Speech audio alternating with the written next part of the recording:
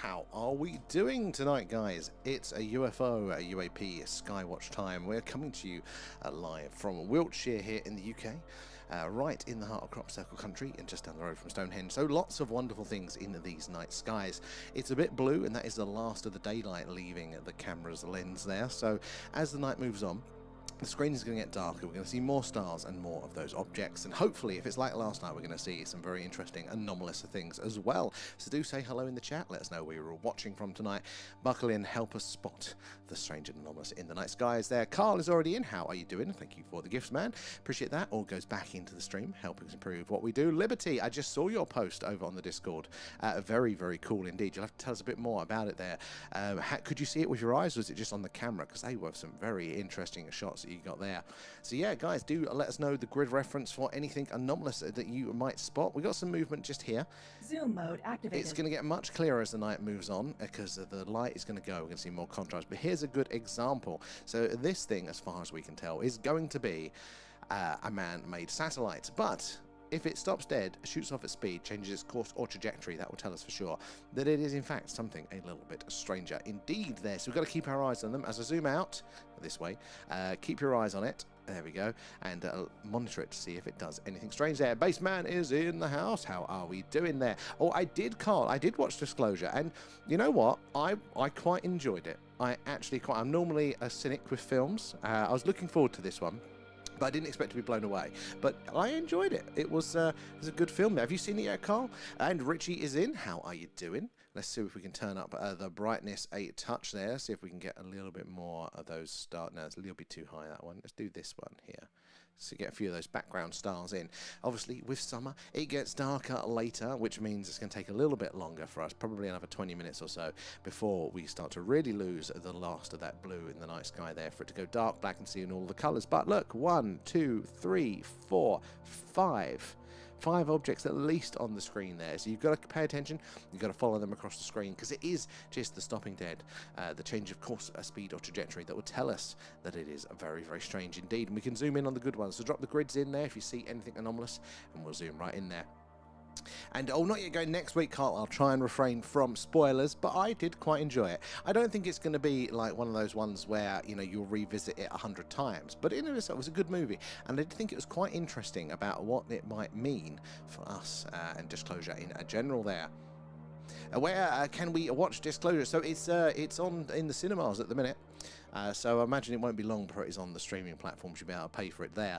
But yeah, it's fresh out in the cinemas, I think, this week. Both. I could see them with my eyes, and they looked very big.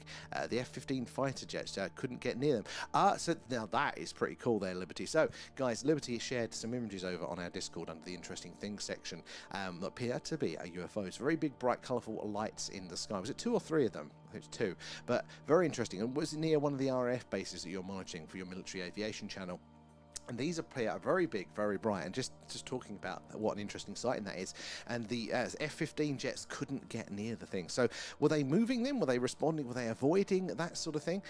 Very, very cool to see. If you've got a video posted on your channel, do let us know. Drop us the link so we can check it out. Very, very interesting there. And I'll have a look after the stream. Definitely worth it, Carl, there.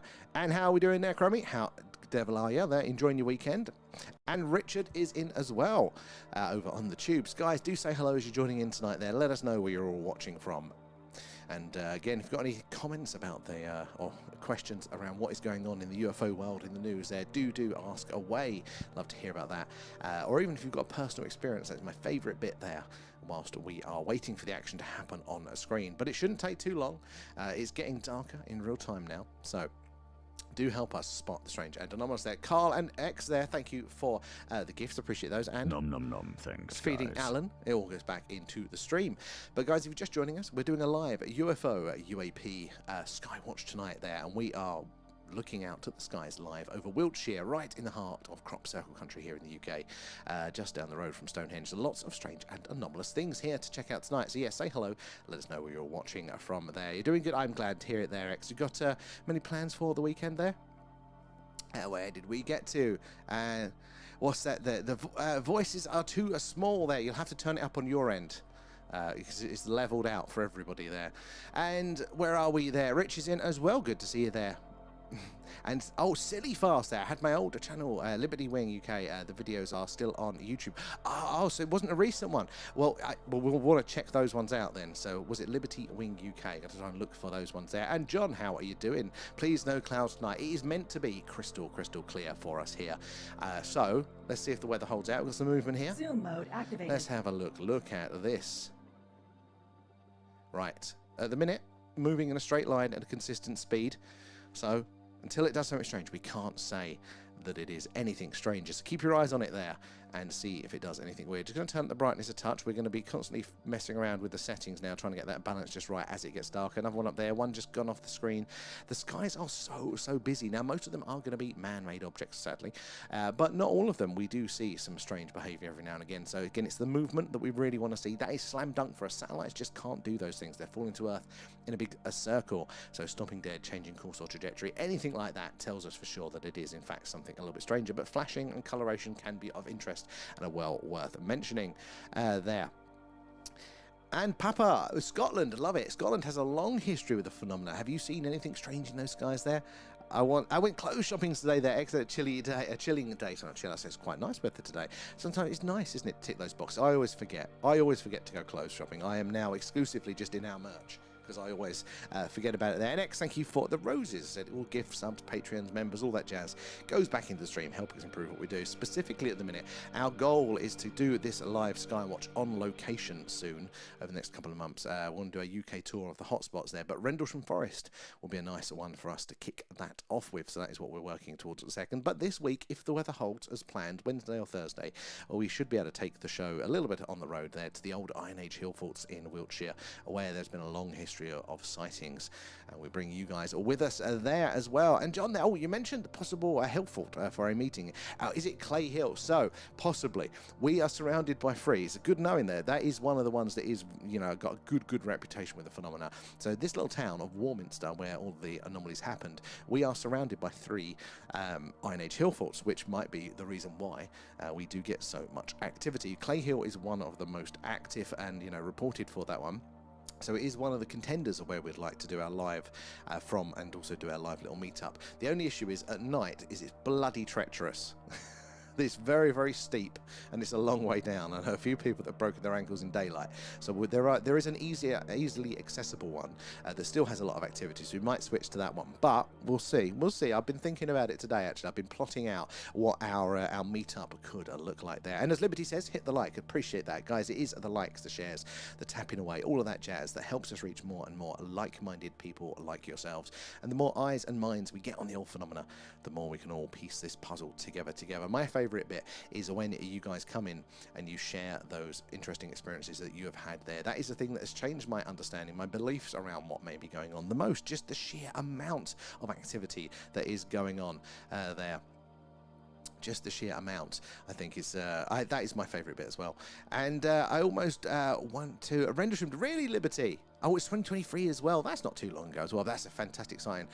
I mean, if you're that close, it's that close, it'd be tempting to go all the time there. And Valiant there as well. Aliens showing up means exactly one thing. Or what does it mean? What does it mean? There's lots of theories around this, and I'm open to them all there. Richard, that's going to be a spooky in a Rendlesham Forest there, and you're going to witness me firsthand go full Scooby-Doo, because I have the luxury of sitting indoors. The camera's outside, and this is very detached. We can see all the strange things on the screen, but I feel nice and safe inside.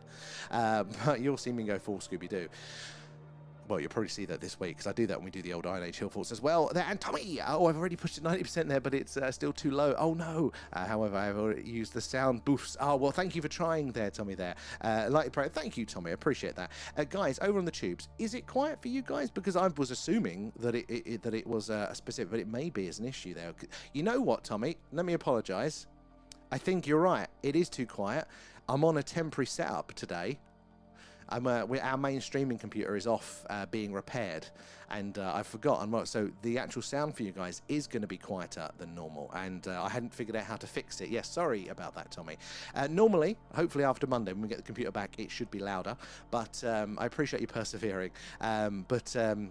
Yeah, no, it's the old streaming computer is away, and I'd forgotten that. I just assumed it was at the normal levels, but I was wrong there. But thank you, Tommy, for highlighting that one. So hopefully, guys, it's not going to be too bad for you, because yeah, I can't actually turn it up anymore, and I'm not sure what technical glitch it is there.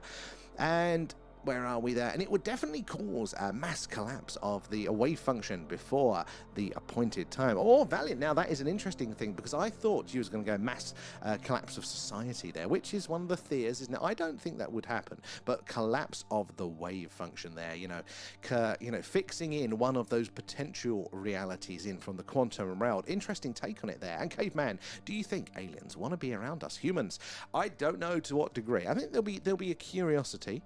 You know, we're curious of you know, less intelligent species and things like that, aren't we? You know, of animals, ants even. But you know, we might want to go for a drink with them.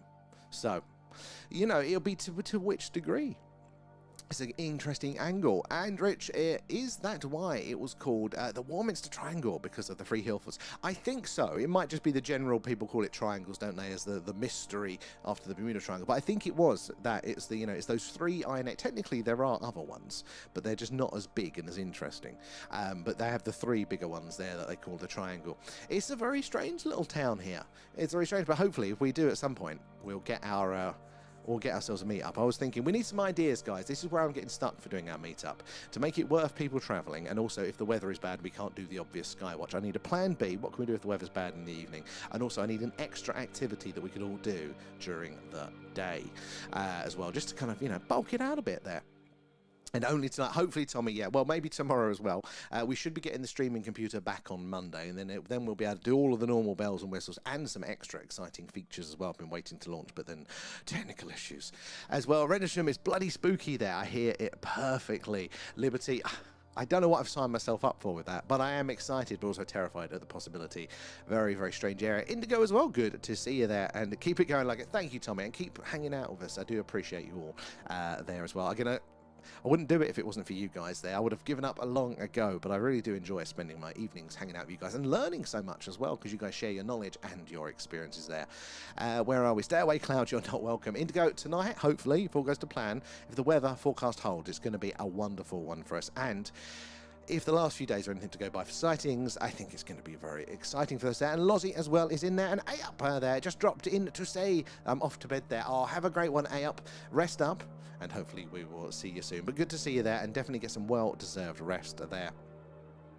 And Arrow, Valiant as well, and it will also prove humanity can turn literally any world challenge event into a complete extinction of every single piece of toilet paper on the planet. That is the scientific results of that.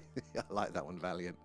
We have some interesting skills as humans. You know, look, we are, you know, objectively, you know, incredibly intelligent. But isn't it funny how that intelligence results in certain things? I don't think we're as smart as we like to think we are. Then Liberty, okay, so you can come to Lakenheath in the day with me, and then Rendlesham at night. You ain't seen what hours I keep. How far away is Lakenheath? You know what? I'll have to get myself. If I was driving, I would be all about doing all these sorts of things there. We'll have to. Maybe we'll line something up. You'll get sick of me at night, though, at Rendlesham there. I'll just be doing the full Scooby-Doo jump into your hands for safety. There. And Supernova, how are we doing? Just found this on 4chan. How does it sound to you? Or what is this? What have you found? There. Oh, I can't paste it. Oh, damn. Give us the gist, though. Give us the gist. I would love to hear it. And whilst you're putting that in, I'm going to bounce back over to the TikTok. Where do we get to? Guys, we got to... Oh, loads of gifts there. Harco, X, Marcus as well. Thank you for this. And the Wanderer. Thank you, guys. Appreciate that. Gifts, subs, patrons, members, all that jazz. Go straight back into the stream there, helping us improve what we're doing here. Hopefully, extra equipment to help our search. Chances of getting of more and more detections. Right, let me scroll up. Where did we get to? Got to there, didn't we? Harco is in. How are you doing, Singer Sam? Me and Harco, we're going to start a band there. And Clouds, Kate, how are you doing? Thank you for the follow. Where are you joining us from tonight there? Weekend, it's going all right. I saw Disclosure Day today at the cinema. And I was actually more impressed than I thought I was going to be there. Sean there, hello Barbie, let's go party. I'm not going to sing it though. Marcus as well, good evening, good to see you there. Dan coming in with the shares, thank you for those, because it is the likes, the shares, all of that jazz, specifically on the YouTube. It's the main like at the top of the page, and like the video one. That sort of one really does help us meet you guys. And there, you never know who's going to come in and what experience with the phenomena they're going to share, helping us all understand the weirdness of our universe, how it all works and our place within it. There, and Amanda, good to see you there. And Thomas, we all need the tinfoil hats soon. Thomas, we're going to be releasing our own soon. Check out the merch store, shop.thethingufo.live. Actually, speaking of which, look, I've got the Thing shirt on tonight. Oh, I do like these. I said I'm exclusively wearing our tops now. It's my new toy, guys. I will forget about it soon. But I am new toys. And Adam, good to see you. How was your weekend there? And X, what's the meetup? So we keep talking about, you know, at some point doing like a Skywatch together. It's a bit of a way for a lot of you guys to travel, but people keep saying they do want to come down. So yeah, we'll do an Allen Fest or something. I've just got to figure out what we can do to kind of make it worth it for you guys, especially if the weather didn't play ball once we had arrived. Keep your eyes on the screens, guys, because in the skies we've got some movement here. We're looking for that movement, but we're looking for it specifically to stop dead, shoot off at speed, change its course or trajectory, because that will tell us for sure that it is in fact something a little bit stranger there than a man-made satellite. But until it does that strange and anomalous movement, we can't say for sure that it is anything other than some man-made space junk or a satellite or something like that. We could play an alien-themed Monopoly. I was kind of thinking like something like that. Yeah, okay, we got this. Alan Bingo. Oh, is that a flash up over here?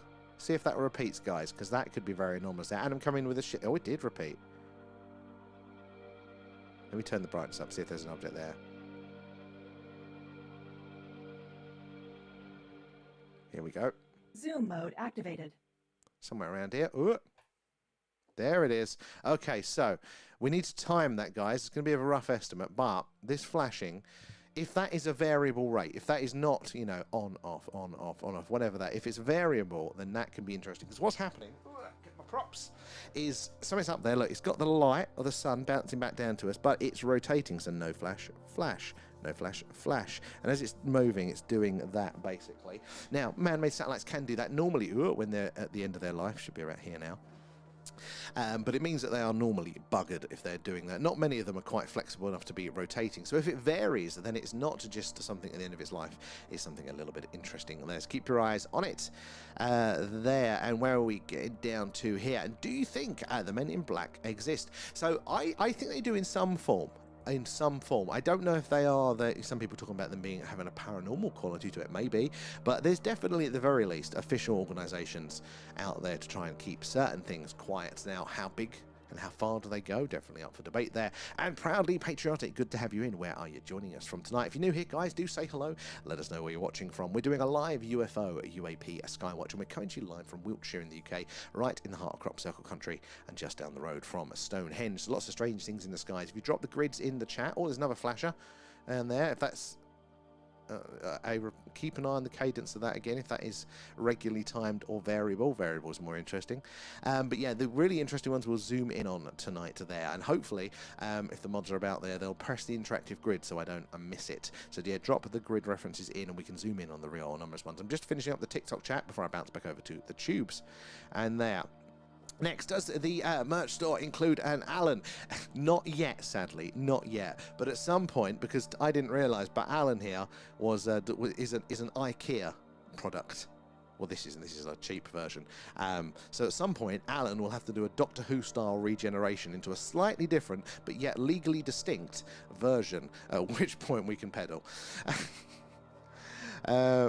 Where are we there? About every 5 seconds. So that's nice and consistent, Carl. That means it's probably, you know, that it's just rotating as it's flying and flashing back then. And that could definitely be space junk. Doesn't mean it definitely is. Just means we can't say for sure that it isn't. So it's the variable flashing that is of big interest there. Sean is in. How are you doing there? And, oh, Branston near Lincoln. John, excellent there. How were your skies? Have you had any strange experiences? Do let us know that. And RY, thank you for the share. And Thomas from the Isle of Man. Don't get to see any of, really, I would have thought you'd have cracking, you know, dark skies and the Isle of Man there. And again, long history of the weird and wonderful there generally. And that does seem to align with the UFO stuff in the modern era. Like we tend to think, you know, post-Roswell, post the late 1940s there, we think of little green men in spaceships coming from other planets. But that is not necessarily what may be, or just at the very least, one part of what was going on. In fact, if you look through folklore, religious texts, even cave paintings, the phenomena does seem to be the same all the time, just different interpretations from the cultures that observe it there. And Nath there, what do you think of the boogosphere? So I think the boogosphere itself, I don't know. The markings on the top, for me, just screams bad human interpretation of what alien things could look like. But I don't know. But the idea of spheres flying around like that, very much so there. What about, there is an Alan shirt, Adam, hold on. There is an Alan shirt. We're going to turn into QVC for about 10 seconds. They're your Team Allen shirts. You've got your Signal Hunter shirt. And then you've got your Skywatcher, which is what we're doing tonight. And then obviously, the General, the thing one there as well. Just don't tell IKEA about that shirt. Also, look, UFO, a logbook there. You can write your own sightings in, and I'll settle down for an evening with a mug. There you go, QVC over. But it all goes back into stream, and specifically at the minute, it does help us get closer to doing the more lives on location, which is our next big thing. We really, really want to be doing more of these from those UFO hotspots. And I envision, they should have a link in the bio for it, by the way, or it's shop.thethingufo.live. And I envision a sparkly eye fabric there, and a fez interrupting this comment. I mean, you know, we could do a little Doctor Who version of Alan. Do an Alan design competition. It'll be like Blue Peter. I think we should, actually. And have you heard they're counselling future plans to Doctor Who? I did. Although I got to admit, the last series, the stories were just crap for me. I like the Doctor himself, but yeah, the storylines just didn't. I watched one of them. No, this isn't good. But then again, I wasn't a Doctor Who fan outside of Matt Smith. I just liked Matt Smith's Doctor Who. The stories there were really, really good. Not a big fan of Tennant or any of the other ones there. So hopefully when they do eventually come back, and they always will, they don't have new ideas, do they? Hopefully they'll be a nice and refreshed there. An Alan shopping bag. Oh, and chances of it going to a star. It's not impossible going at 25, was it 100, 5,000 miles per hour. Will take 7,000 or 73,000 years. Yeah, it will. Through conventional propulsion, the methods that we have available to us now, even our closest stellar neighbour, will take us a ridiculously long time. Prohibitive probably for biological life there. Maybe not seeds or bacteria. Maybe there's a way that they can survive those sheer time frames, but it does seem unlikely. The way that they would be doing it, as far as we would understand, is by something like a warp drive or a wormhole. Now, they don't break physics, even though they sound very, very futuristic.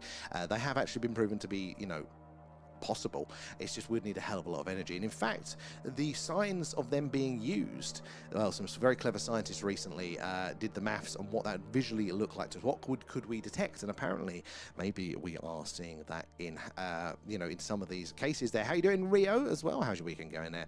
Or a mug with an alien on it that is a grey when it's warm. Oh, a colour changing mug. Yes, Carl, I'm gonna look if we can do that. And Adam there, yeah, I heard about Doctor Who there. It's the Christmas species. They are. Oh, is it just the Christmas specials there? Oh, 4.25 light years away is close. That's Proxima Centauri, isn't it? Again, that system is very, very interesting. It is apparently there's at least 2, as far as we know, rocky planets in orbit of that star, maybe even a 3rd. Very, very interesting. There, they've got strong magnetic fields, which again helps the idea that life could be there. And apparently some anomalous signals may have been detected in the past coming from there. Right, I'm going to bounce back over to the YouTube. You've been patiently awaiting. Let me see where we got to. Where did we get to in the chat? Let me get down. Where did we get to? Tubers.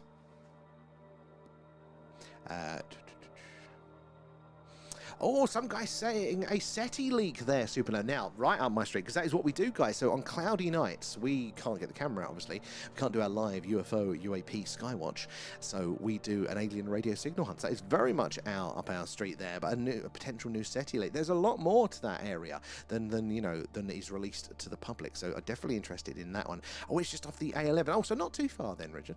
And a super there as well. 26th, there was it 9th of the 6th, the 9th of June, 26th there, we captured a radio transmission bouncing on our atmosphere. The signal was a carrier modulated to map exactly, was it the, oh my god, the Riemann Zeta Zeros, and it was composed of an idyllic prime sequence. Okay, I'm roughly following those ones.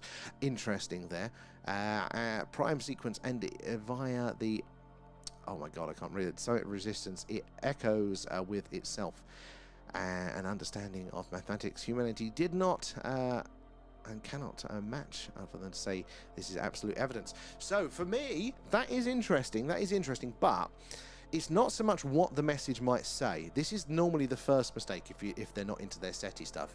That we are just looking for what is potentially a technological signal out there that's not coming from us, and obviously is not natural, not organic, because the universe screams in radio. So we have to filter those things out, and we don't necessarily need to be able to decode it. We just need to know it's not coming from this earth and it's technological in nature. So that in of itself can be a slam dunk. But if there is something like what they're saying encoded within it, or the signal itself is in this repeating pattern there that proves it to be some sort of relation to mathematics, could be very, very interesting. But I want to know where they think they detected it from in the night sky, and if they've got repeated detections. That would be very, very interesting. If you're part of our Discord, link in bio, dump the 4chan link in it and I'll have a look at it, because that is very much up my street. I'm very excited for that, because the radio signals are a lot rarer than the visual sightings of the craft. So it's very, very interesting. They're living like, how are you doing there? And what if the Foo Fighters of World War II belonged to the Galactic Federation? They appeared in several countries, were brightly illuminated, making them visible. And it posed a no threat. Oh, the interactive grid is going there. Well done. There's two going down right there. Should we quickly zoom in? Zoom mode activated. So I'm interested by the old Foo Fighters there. I did hear an interesting potential explanation for what they may have been. I don't think it definitely solves it. Oh, look, another flasher. Oh, that's an interesting one. 1, 1, 2.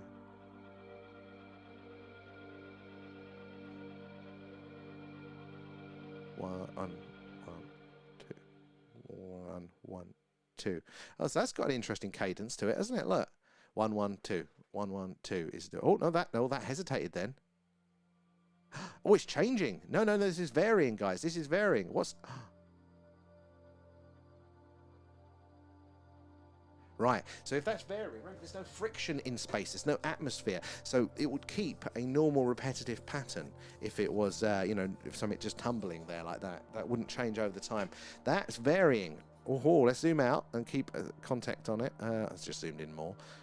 No, wrong way, Sam. Oh, for fuck's sake. This cursor changes which way it's there. There it is, look. Anomalous object confirmed. Oh, that is interesting right there. I'm going to zoom back in. It's much slower as well than these ones. Look at that. That is going spicy, isn't it? That's an interesting one, guys. It's not slam dunk, but when you get a feel for what you're seeing up there, that is very interesting there. Right, I'm going to zoom back out and get back to the chat, but keep an eye on it for anomalies there. It's just down there. Oh, it's spicing up already tonight there. In fact, let me just quickly do some of these settings. Change that. Does that help us see it? Oh, shite. Yeah. Very, very interesting. Look at Vega coming through. Big, bright, beautiful purple Vega there. Oh, Lake Annecy is probably about an hour and a half. Not too bad, actually, especially with the small roads in Suffolk. Maybe we can make that a line there. But yeah, the Foo Fighters are interesting. But I did hear like continuous wave radar may have been an explanation, because that ties in with the HARP stuff as well there. And Stu, everyone, evening everyone from a nice and clear Worcestershire. Glad to hear it there, Stu. Hope you've got one eye on the sky as well. Let us know if you spot anything there. And go to the Discord and see Harko's artwork posts. They are great. I did see a couple from earlier. Did you see the band one? That was hilarious there. So me and Harko got to start the band, although I'm not going to be on the mic. That's got to be Harko's job, or Alan. And Amanda there. It's too light for my telescope in the garden. I have to find somewhere where darker, or put the axe to the local power station. It's very tempting, isn't it, Amanda? It's still quite light out of them. It's not fully dark yet. You see the blue that we're seeing here? That means the sun hasn't fully gone round. So maybe in about half an hour's time, you might have some more luck there. Valiant as well. The observation itself would collapse the wave function. Some believe that that is why the final curtain remains closed, not forever, just until the appointed time. We're just collapsing things down. I mean, the wave function collapses on every observation, doesn't it? There, so is this a bigger one? And Amanda loving the grids there. I'm a bit behind, but it's a good spot in there. They followed you home. Now, people do report this as well. Good spot in there, Amanda and John. Flashed every 5 to 4 seconds there. That was the earlier one, wasn't it? Because I'm a bit behind in the chat for that one. And you go, I've solved the problem of this being quiet there. I've got your Bluetooth speaker lined up there. Indigo, excellent. Well, we will hopefully sort that one tonight, but thank you. You're going to need the old amp it up. I don't know why on YouTube it is too quiet there, because we're maxing our output settings on the streaming thing. Let me just double check that is true. Yeah. Why is it not? Is there another setting I can tweak? Hold on. Let me just see if there is a button. No, it's at 100. It's at 100. Global settings. Yep. That is weird. Oh! Hold on. Maybe I can... Any louder there? Is that a bit louder? That's probably as best as I can go, though. Yeah, I'm maxing everything out, sadly. Don't know why it is coming through this way. Anyway, let's go back. Good spotting there, John, with a flash at 5 to 4 seconds. And I do believe Men in Black. I do believe in Men in Black. So many witnesses have stated they've received strange, often intimidating visits from MIB, warning them to stop. Again, I think there would definitely be some sort of organisation going on there. Now, is it as comprehensive as we think? Maybe. Oh my god, where's it gone? Yeah, to keep them shut up, basically. Exactly. And bring back David and Matt. Wait, oh yeah, definitely Matt. Definitely Matt Smith. And that dog pound there, and imagine aliens finding a planet where most of the intelligent inhabitants get offended all the time and eat most of their fellow beings. Oh, I mean, it'd be hilarious. But this is the interesting thing, is that there are theories that maybe that is what ultimately intelligent life gets to. Like, the idea that we basically, how would we put it there, the more homogenized you get, the more technologically advanced you get, the more the same you get, because you don't need as much to have difference in the individual, both physically and psychologically. So they'll be less tolerant to things, is the argument, which I find hilarious.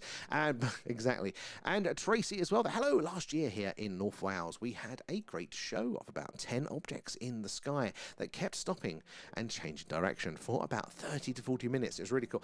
Now, Tracy, now that is fantastic. Again, Wales has such a history with the phenomena, but not only is the quantity and time is amazing there, but that movement, the changing direction, man-made objects just can't do that. I mean, other than drones, because even aircraft and helicopters have quite wide turning circles, and obviously there's the noise associated with them.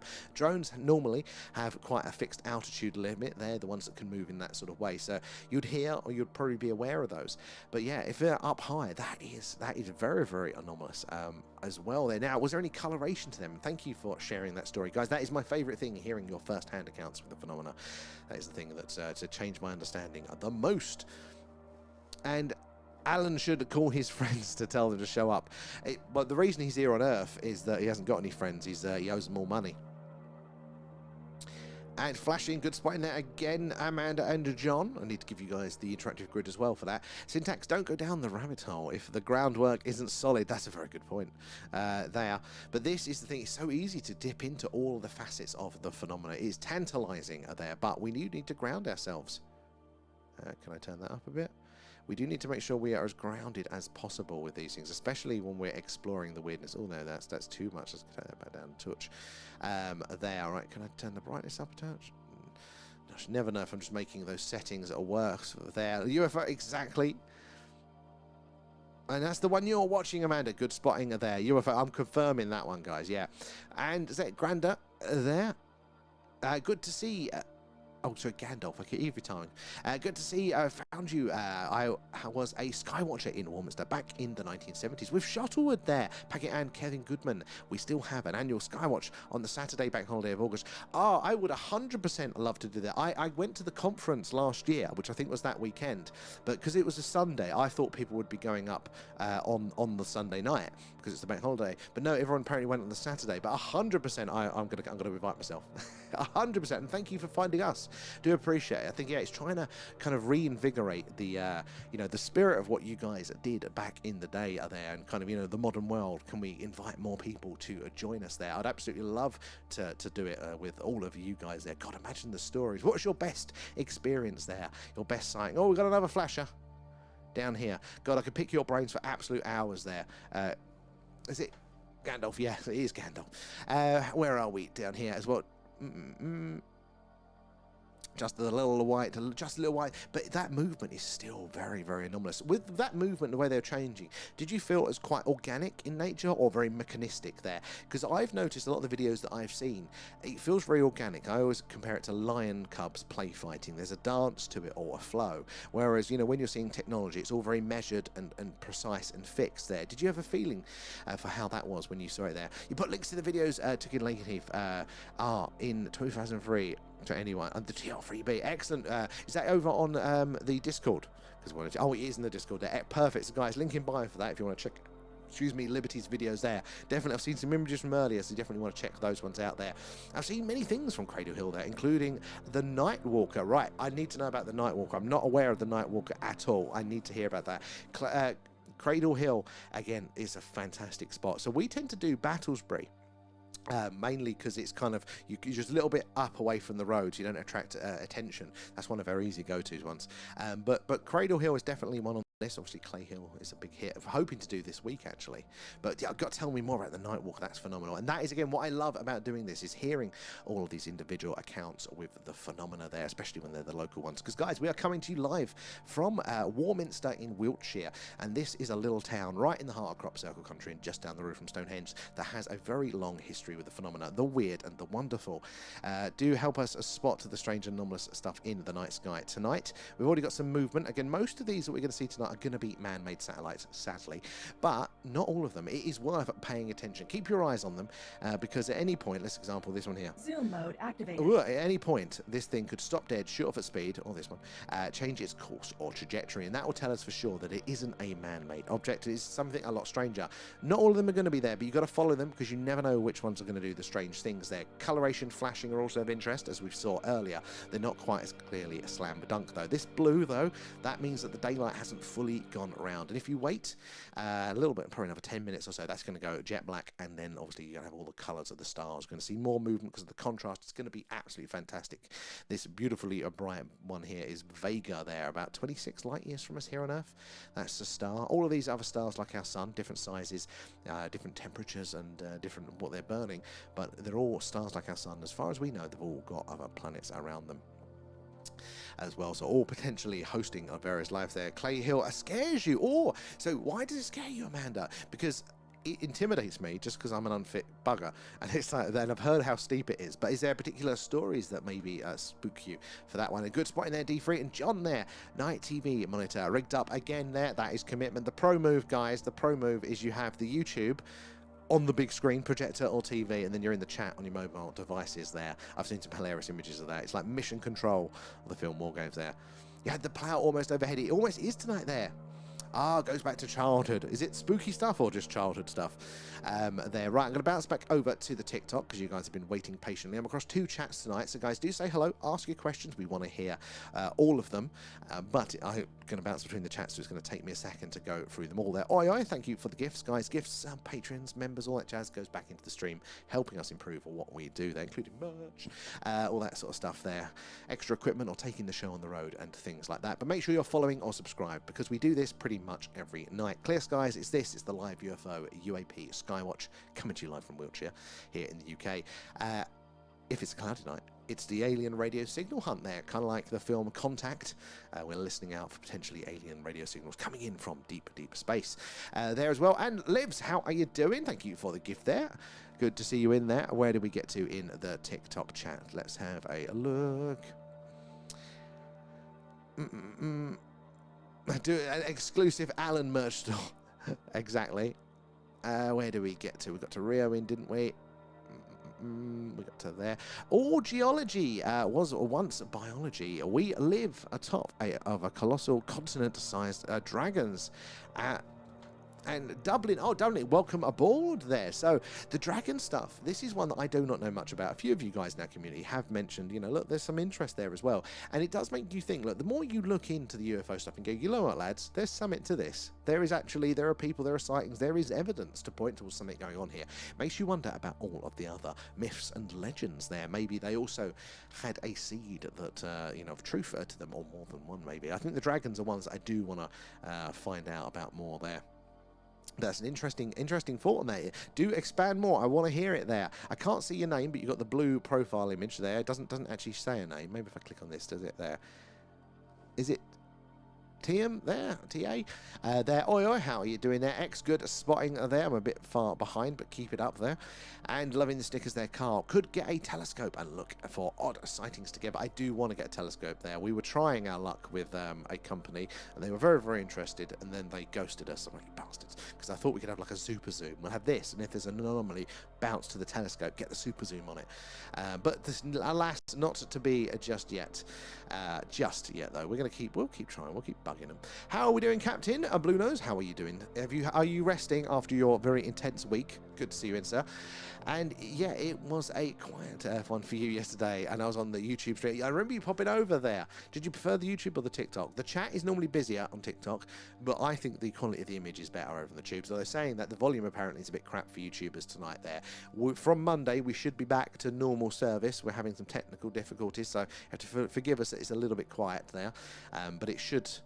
Oh, there's a little shooting star on the edge of the screen there. And Galaxy. Is that purple a star in B2? Jupiter. Almost. No, Jupiter was round for us, but it's gone a little bit further round now. But no, that is Vega. It's about 26 light years from us here on Earth. So if we're looking at this beautiful star here, Vega, and let's zoom in on it there, it's about 26 light years away. So if we were to see well, in fact, better than this light basically has taken 26 years to reach us there. So it left the star, travelled all this way uninterrupted across space, right into the camera lens and down the wire to you guys there. It's a bigger and brighter and hotter than our star. It won't last as long.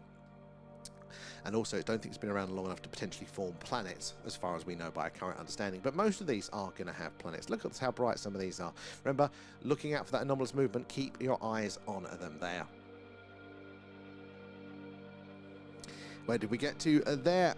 And Spartacus, Brazil versus Monaco game has been stopped. Alien ship over stadium. Quick, put the TV on there, Spot. No. Not. That did. So somebody did say, didn't they, that there was going to be an abduction over it there. Over one of the football teams was going to get abducted yet, but we'll wait until we see it there. Well, hilarious that actually did happen though. Not for them. And Thomas as well. Do you believe that there is something beyond the ice wall? So I'm not a big fan of the ice wall at the minute. No, I wouldn't say 100%. Like, I don't know anything, but at the minute I don't have all the supporting evidence around it, you know, to kind of understand where it all fits in with anything. But if there is one, then by default there's got to be something beyond it, I would imagine. And Lee, the legend there, had a reflection on the screen of my Sega ship myself.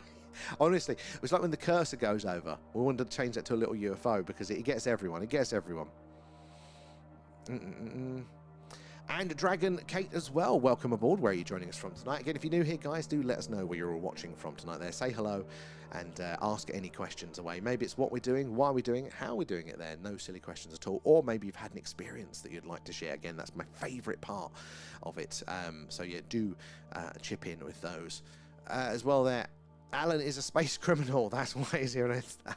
Alan behind bars. That's going to be our next mission. Get the justice that he needs. And the aliens are called Alan. What would you do if they all turned out they were like Alan, causing as much trouble? And we're all good, Ria. We are all good tonight. They saw Disclosure Day today, which I was actually quite happy with there. And Leslie there just saw Disclosure Day this morning there. Interesting. So, no spoilers. Honestly, I was excited for it because is there something connected to it? But as a film that I'd normally go and watch, I'm not massively into action films and stuff, so I wasn't expecting a lot. But I did enjoy it. I don't think it's going to be seminal like Close Encounters where you want to rewatch it or anything like that. But I did enjoy it. I did think it was a good film. And it poses interesting questions. We've all been wondering, what does Spielberg know and what's he trying to tell us? But I came away thinking, I don't think he needs to know anything to be still telling us some interesting things here.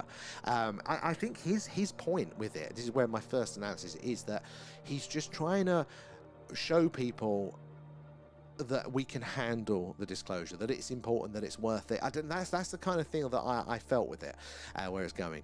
What did you guys think there? And what's the free orange stars? Oh, I don't know, actually. Sorry, Rio. They all look purple to me. I'm sure there's a few. What grid are they in?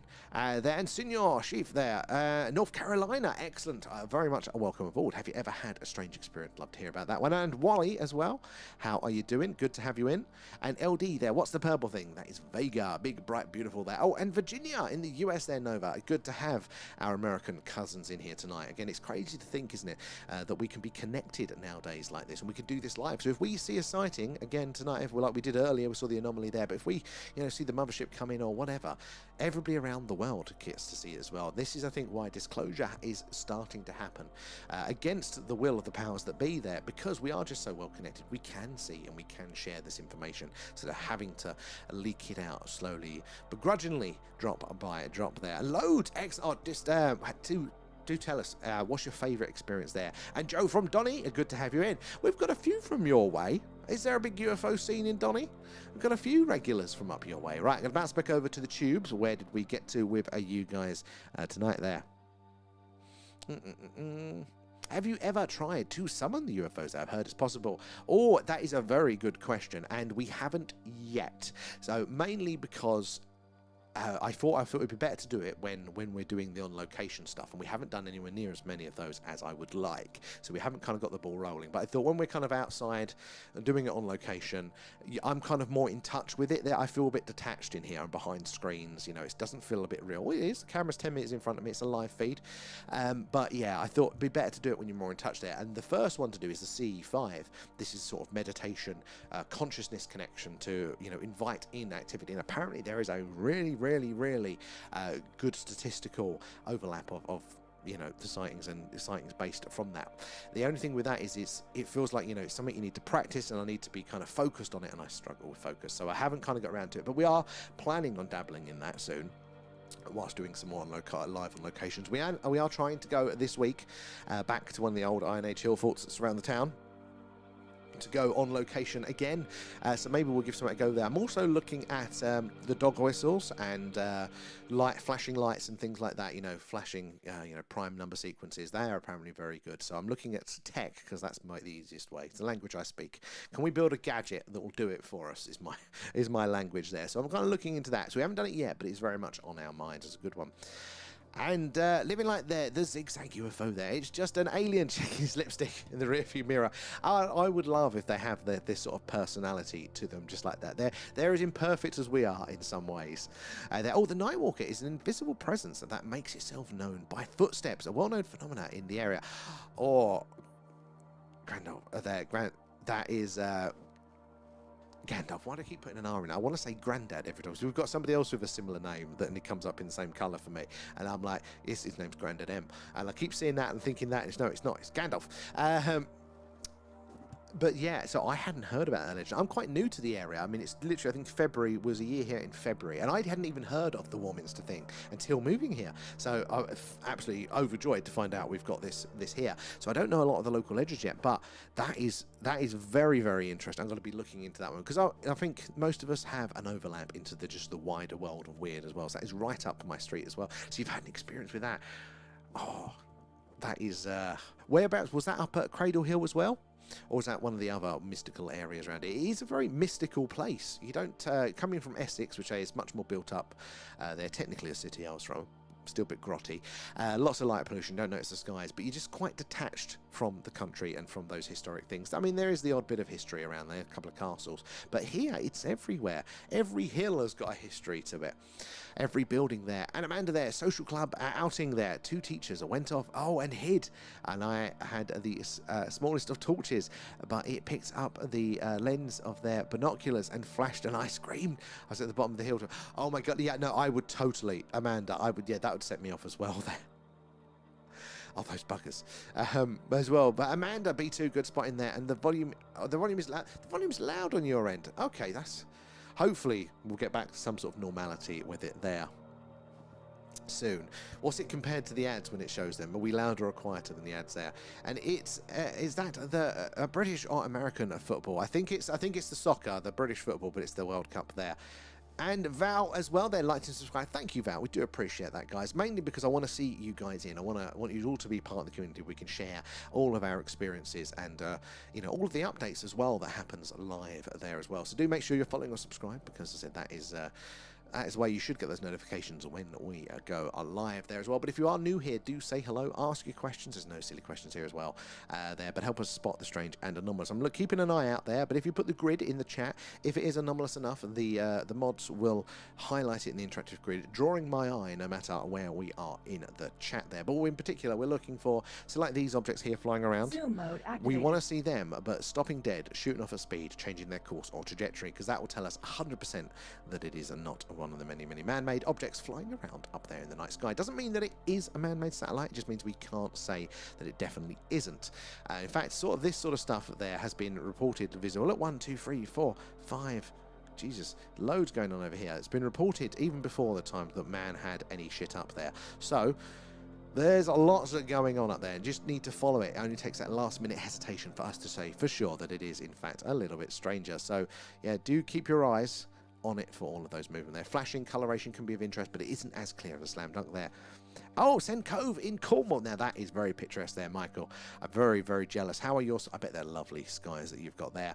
And Val is watching from Desert Southwest. Oh, and again, now, if we could have anywhere to have a remote camera, it would be somewhere like that, Val. That is very, very cool there. The backrooms was quite good, so I haven't seen that one yet, but I am getting more and more interested by it there.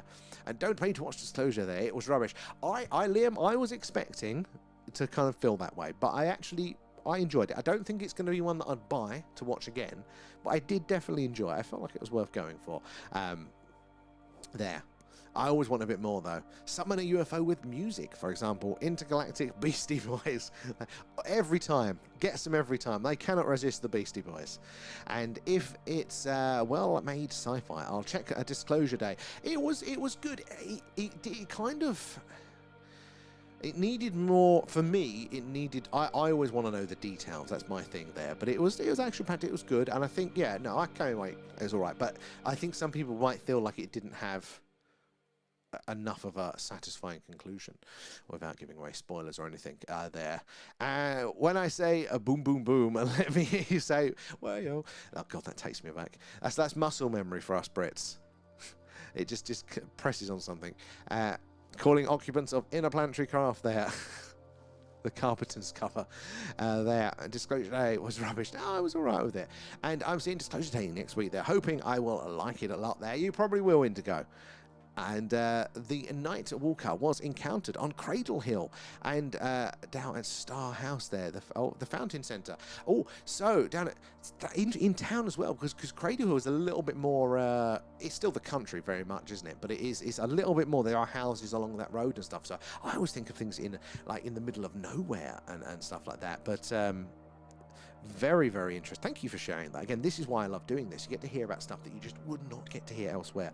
In fact, you would know this one, Gandalf there. Gandalf. What are the spooky locations in Warminster? Because we also want to start dabbling in some spooky stuff, and I have no idea there. Just Googling some locations there, so yeah, so I've just got those ready to go for after the stream. And sadly not, Liam, not for a very long time there. Man, oh wow, look how bright that one is. Zoom mode activated. This is a big boy. Now again, doesn't necessarily mean that it is anomalous there, but it is different compared to what we have been watching there. In fact, look at this little bugger here versus this one. Do you see that line? That was a very faint shooting star. Look at the size difference there. Gonna zoom back out, keep your eyes on it. Oh, got a flash again. What is it with the flashes tonight? Now, we've gone through this before. Random pulsing of the random patterns within the flashing are very interesting there. Where's that gone? Was that just one? Somewhere around here. Like if I zoom out, keep your cursor around here. So if that flashes again after a long period of time from the same point, that can be very, very anomalous too. Do we have a very slight cloud cover as it's looking a bit milky? No worries, John. Honestly, it fusses me a lot there. No, you know what? Sometimes it may be. I don't know. The camera just seems to be different on different days with different settings there. So I don't know how much of it's camera, how much of it is maybe a faint bit. It's meant to be quite clear. Some days it's nice equal spread. Some days, you know, the lens is playing up. So I'm not sure there. I was going to read that one, Liam, there, but I don't tongue twisters there, even just thinking about it. I'd expect a movie by Spielberg to be much better. I still thought it was good, and I'm quite hard pressed to give movies a good review. The missus is always like, every time we come out of the cinema, she's like, oh, of course you're not impressed. Of course you didn't like it. And this one, I was. So I still felt it was good. And the barn on top of Cradle is spooky there. Go on your own. I ain't got the balls, but I'm gonna now. The barn, I got to find that one. Quickly to Google Earth. Redley. I can't. I didn't get one line in there, Liam. Right, I'm going to bounce back over to the TikTok. Where do we get with you guys? Where do we get to? We got from Joe from Donny, didn't we, there? And discernment there. I've seen the mothership. Oh, what did it look like there? And I believe the Nordics live beyond the ice wall there. And might be wrong. Well, I mean, it would make sense, wouldn't it? Because, you know, beings looking exactly like us, being extraterrestrial, and the odds on that are quite slim that evolution is going to make something that looks so close to you. So out of all of the variations, convergent evolution is definitely the thing, but for the Nordics looking exactly like us, that would actually be a more reasonable explanation that there's something more like that going on. It's not the other planet sort of stuff there, Thomas. And discernment there, I won't, because discernment is important. And Grim, how are you doing there? Seeing the thing, we are getting second moon meteorite. It's going to be locked into us in 3 months there. What's that one? You've seen the thing, we're getting the second moon. Oh, yes, I've heard about this for a while, actually, or occasionally. It comes up every now and again, we get these second moons. Again, they're much smaller. You don't tend to notice them. And then they're with us for a bit and they bugger off. In fact, our co-host, when we do the Alive on locations, who you'll hopefully see this week, Pete, he's our skeptic there. He once won an argument with a friend there. I think it was about what's the one with the monkeys, you know, what have you done, that one, with the Statue of Liberty on the beach. He was talking about how many moons were in orbit, and he won because it was one. And then I always keep dropping him these articles about the second moons there to kind of take away his victory. And Jamie there, thank you for the follow. Where are you joining us from tonight there? I would love to visit the Appalachian Mountains to do something. Oh, Carl. I again, part of me would, but then I know when I'm there, I would be absolutely terrified there. That was a bright one, Adam. Very much a bright one. Was that a bug? You know, maybe I missed that one, actually. Something flew past really fast, C1 to B1, and went out of view pretty quick. Possibly, but if it was dark, then they are normally bats, birds, geese, that sort of stuff. We do have a few of those fly over, and we call them space worms because sometimes they wiggle. But they're not bright like the others. And what do we think about the head of NASA saying he has never come across evidence? Is he telling lies? I don't know. I mean, out of all the heads of NASA, the current one, Jared Isaacman, at least he's been to space. He's, I think, got the best chance of whipping that organization into shape. Is he lying? Maybe, you know, that's a problem for another day there. These sorts of people tend to like hyper-focus on some things and then just don't care about the others, so might be happy with lying about it, even if he is privy to things. Or maybe they're just not telling him. You know, that position changes, you know, every now and again. It's a nominated position, isn't it, by the acting government, so maybe kind of like how they might not be telling the presidents because they're temporary employees in the view of the deep state. Maybe they're also not telling people like that as well. It's a good question, and I had one of them flashes a few years ago there through my infrared goggles. Again, the same place, look there, and it stayed stationary for most of that evening. So this is one of the biggest anomalies that we've seen, and we've seen it about 3 separate occasions. And when it is with us, it's with us in the same patch of sky for days. Days in a row we'll see this bugger. Just caught it again here, and it's again flashing from the same point in the night sky. Now everything up there should be in motion, should be moving. It's all falling to Earth or wherever. There, it is very difficult for it to stop dead. There, it takes a lot of energy. Man-made satellites and things like that just do not have that ability. A nice blue one coming in here. So if there's something that is staying still long enough to flash back to us, very anomalous. The only things that are stationary up there are the geostationary satellites, but they are not in this part of the sky. They are much more down towards the equator, so there's nothing in this bit that should be staying very still. Look how green this fucker is. Zoom mode activated. Look how green that is. And now green's interesting. There is one of the proposed colours that we would see if a warp drive is being used there due to the gravitational lensing of the light. The Doppler shift of the light, bending and stretching it. The light way is potentially causing it green, but it's tricky because light interacting with our atmosphere, if this is a particularly low object, may cause those effects too. But look at some of the colours of the stars, the purples, the oranges there. Absolutely stunning. How green that is in comparison. But the flashes are very interesting there. And Liam, if you had an opportunity to go on an alien craft and explore the universe, but you can never return, would you go? I don't know. It's one of those situations that you don't know until you're there, right? I'm quite neurotic, but in principle, even if they were going to go take you back home to Zeta Reticuli and put you in an alien zoo and spend their time probing you, I mean, when else are you going to get the chance to fly among the stars, to visit another planet, even if it's not particularly pleasant? What a chance, guys. What a chance. I mean, I'd be tempted to do a one-way mission to Mars just for the opportunity. And Disclosure Day there, Disclosure Day 2, next fall. I was waiting for the post-credit scenes there, dog. You know. And great content. Thank you there, Richard, as well. That's an interesting one there. We're looking out for this flashing. If we see another flash there, I'm calling that one as very, very anomalous. So we'll see if we can get a repeat. It's around this sort of area. There. And if peeps want to see a good film there, I love Cosmos. Oh, John, isn't that the one where they're in the back of a car listening out for the old signals and stuff like that, which is pretty cool. Very much like what we do on our SETI stream. So guys, if you are just joining us, we're doing a live UFO, UAP, a Skywatch tonight, and we are coming to you live from Wiltshire here in the UK, which is right in the heart of Crop Circle Country and just down the road from Stonehenge. Lots of strange things in these skies over the years. This little town had its own UFO flap here that may still well be very active. So do help us spot the strange anomalies. We've had a couple of anomalies tonight already.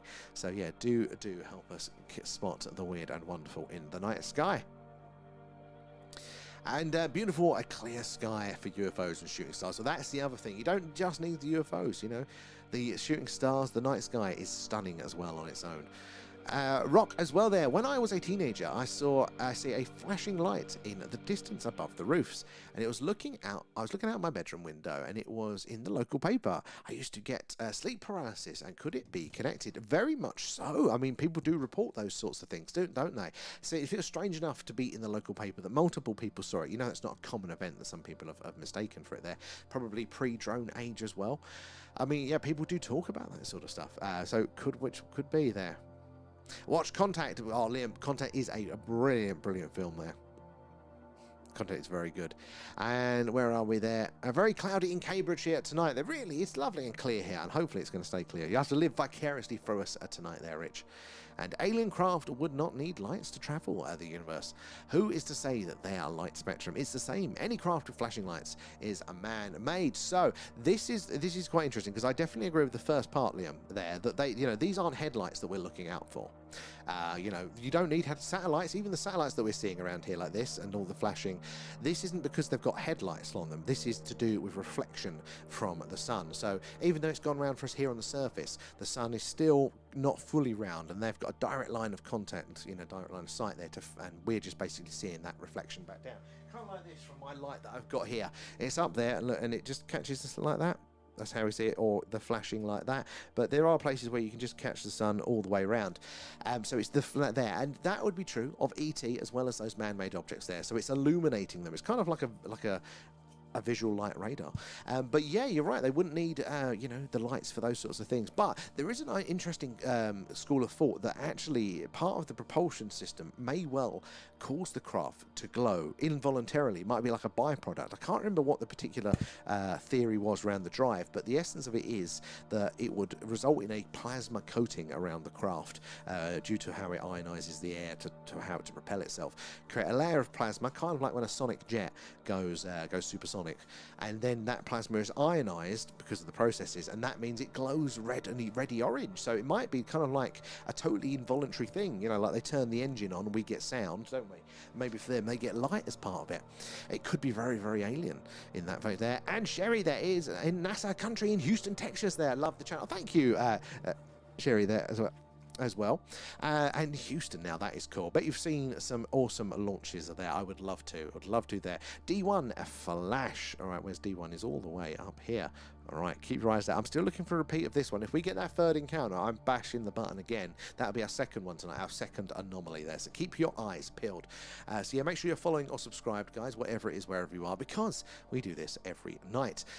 Clear skies, it's UFO, UAP, Skywatch, Cloudy Nights is the alien radio signal hunt there, like the film Contact or Cosmos, or the recent Apple TV series Pluribus. We use our own big dish pointed up to the night sky, listening out on the hydrogen line, the channel on the radio dial where scientists think that if ET's out there, that's where they put the message, where the wow signal was heard. So we're always doing something, and hopefully you'll get the notification when we go live for that one.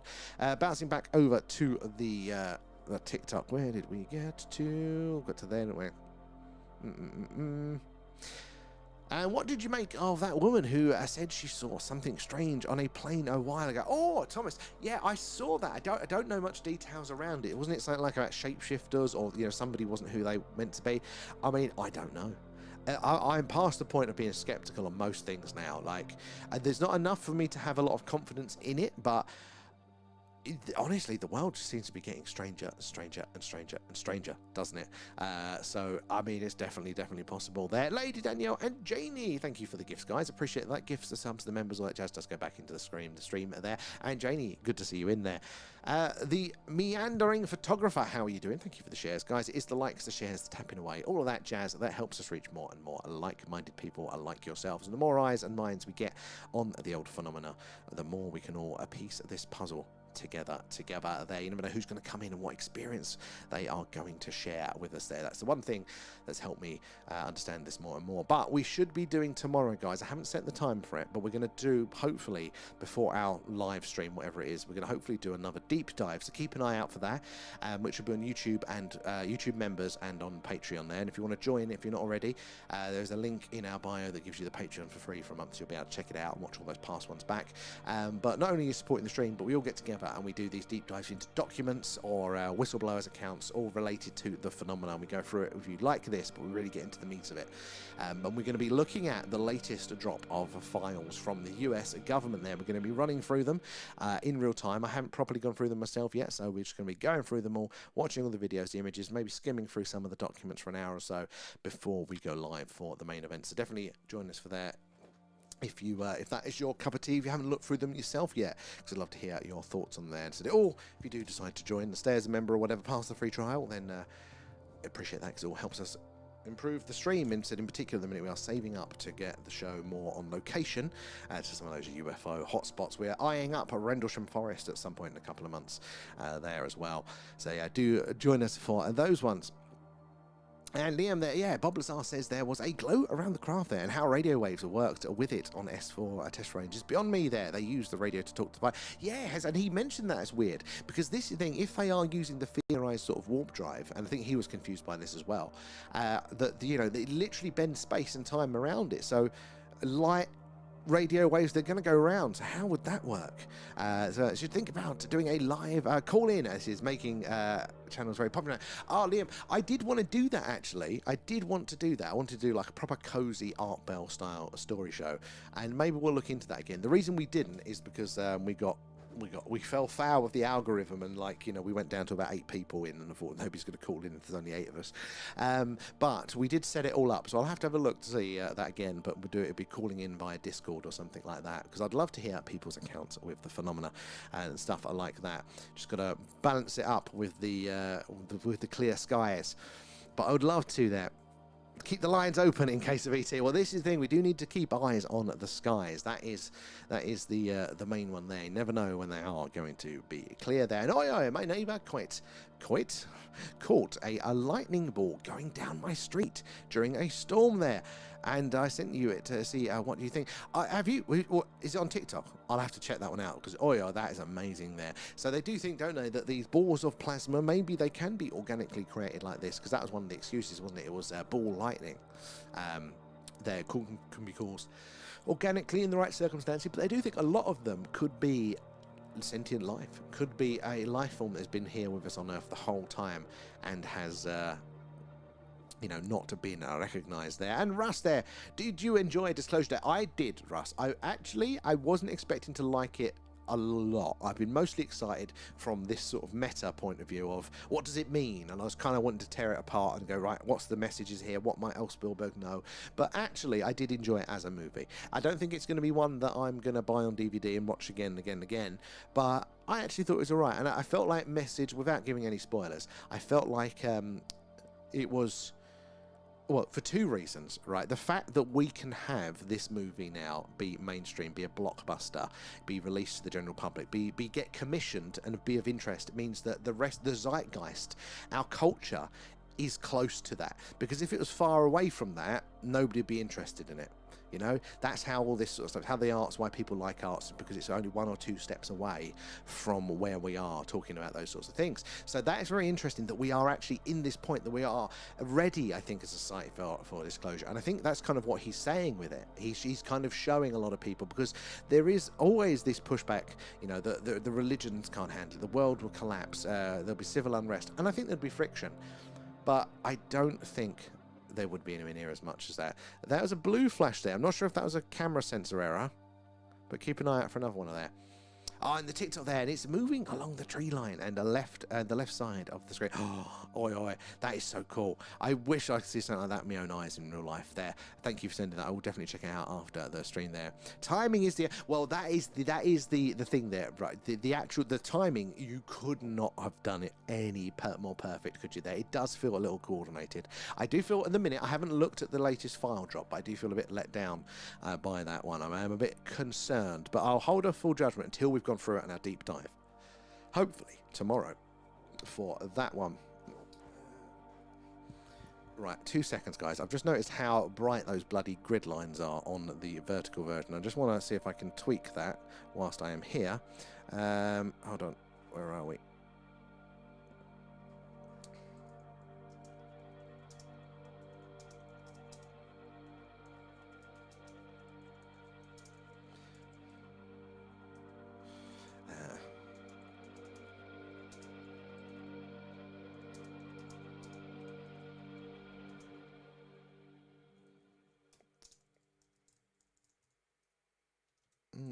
Sorry, guys, bright.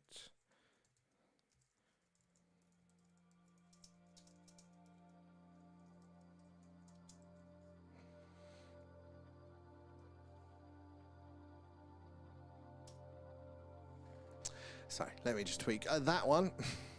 Jeremy there coming in with the shares. Appreciate that, as it is the likes and shares that helps us reach more and more like-minded people like yourself there. And Thomas, ever seen a UFO in real life? Yes. So we've, on doing this stream, we've seen a few interesting things in the night sky. Or more than a few, actually. We do see quite a lot. But with my eyes outside, a couple of times. Yeah, when I was setting the camera up one day and it hadn't got quite dark yet, saw a big bright object flying over fast. I was like, oh, it's the International Space Station. And I was like, wait a minute, this is far too bright. I can't see any stars, let alone satellites or the ISS. And then as it was moving, I was following it along, it went what appeared to me to be going under or through the clouds, much lower than anything up there. So that was anomalous. When I posted a video of it, lots of people in the local area, actually in the direction it went, they had all reported it as well. I was like, this is interesting there. But when we did our last on location, which was in November, and we went again one of the old Iron Age hill forts here locally, where we were hopefully going to be this Wednesday or Thursday if the weather holds again, I did see something strange. And I think we've been pointing the camera at it, but it didn't look any different to the other lights there. But when we were up on that hill, there, by the nature of them, they're flat grass. There is no trees, no ridges, anything like that. You get a nice, awesome view of the landscape around you there, and you can see lights in the distance. You can see floodlights. You can see car headlights flaring up. You can see planes on the horizon. All of this sort of stuff there. And there was just this big, bright white, the light that would just seem to be kind of coming towards us from the other side of the plateau of the hill fort. And my first reaction was, I think it's a dog walker with one of those LED headlamps, you know, kind of walking towards us, because it was moving a little bit up and down and around like that, very subtly. And I'm thinking, it's a dog walker. We probably do look quite weird. Maybe they're walking towards us to see what we're doing. And as I was, we kept the night going. I kept one eye on it there because, you know, being from Essex, I don't trust anyone. I'm always vigilant, not relaxed yet.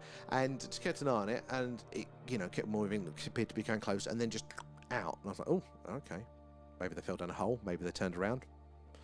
Didn't think much more of it, and then later on the light came back from the same position coming towards us again, and I'm going, oh, maybe it was a trick of the light, maybe it was something off on the horizon, because there's nothing up there on the hill fort unless somebody goes up there. You know, but I didn't fit right. You could see lights on the horizon. You could see lights on the buildings and the farms that are literally at the base of the sort of the hill fort there.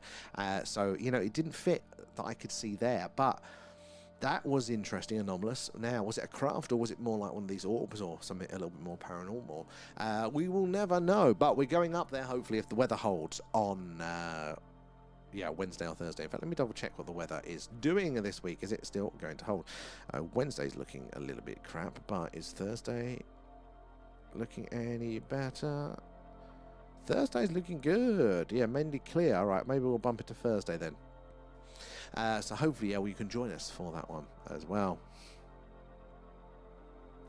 M to the C, how are we doing? Russ as well, thank you for the gifts, guys. Gifts, subs, members, patrons, super chats, all that jazz goes back into the stream there. Said, hopefully getting us on location a little bit more. Where do we get to over on the tubes as well? Yeah, get people to call in to share the UFO experiences. It'll make the channel blow. I have always said, oh, Liam, we will do. So we've already got the name. And I've also got a mug ready for it. I just need to, I'll have a look. I'll see if we can do it. I need to figure out when we do it, though. Because this is the problem, is we tend to like advertise something like that, and then you go, oh, it's a clear night, right? We've got to do the skywatch instead. I'll have a think. I'll have a look, because we're gonna have some crap weather coming up. So I'll see if we can. I'll need the streaming computer back. But yeah, I'll get on it. We'll arrange it, because yeah, we've now got a few of you guys as well. The numbers are back up, I think, enough to just about do it there. Anyway, where are we there? Nobody is doing that idea. Well, I mean, just the vibe. I wanted to do it late night because I wanted that cozy feel as well. There are our YouTube channels doing, but they're not the live calling. Are they really? Not doing the live? Really? All right, yeah, we're definitely going to do it then. We're going to do it. It'll be a good idea. We did, honestly, I've actually got some sounds all ready for it. Hold on, you'll have to... Where's my soundboard? Hold on. Got the music. Live from the heart of Crop Circle Country, this is Strange Frequencies, the late night radio show where we hear your encounters with the highly strange and downright paranormal. To call in live, join our Discord and select a Strange Frequencies phone line. Alternatively, Anyway, we've done that one. Yeah, or we haven't done it. That's the point. I got it all ready, guys. There, go back to the normal music. But there's your taste of what it was going to look like. I have to dig it all out.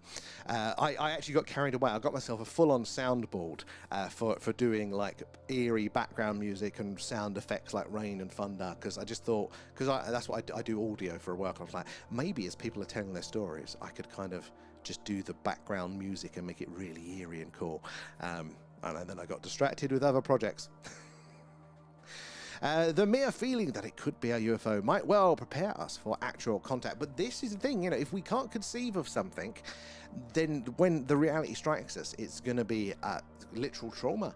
You know, actually warming ourselves up with ideas. It does, in a sense, it's the same as immune systems, isn't it? There, you get a little part of the virus, gives your body a chance to build up a defense. If you've got no experience with it, well, then that is going to be dangerous there.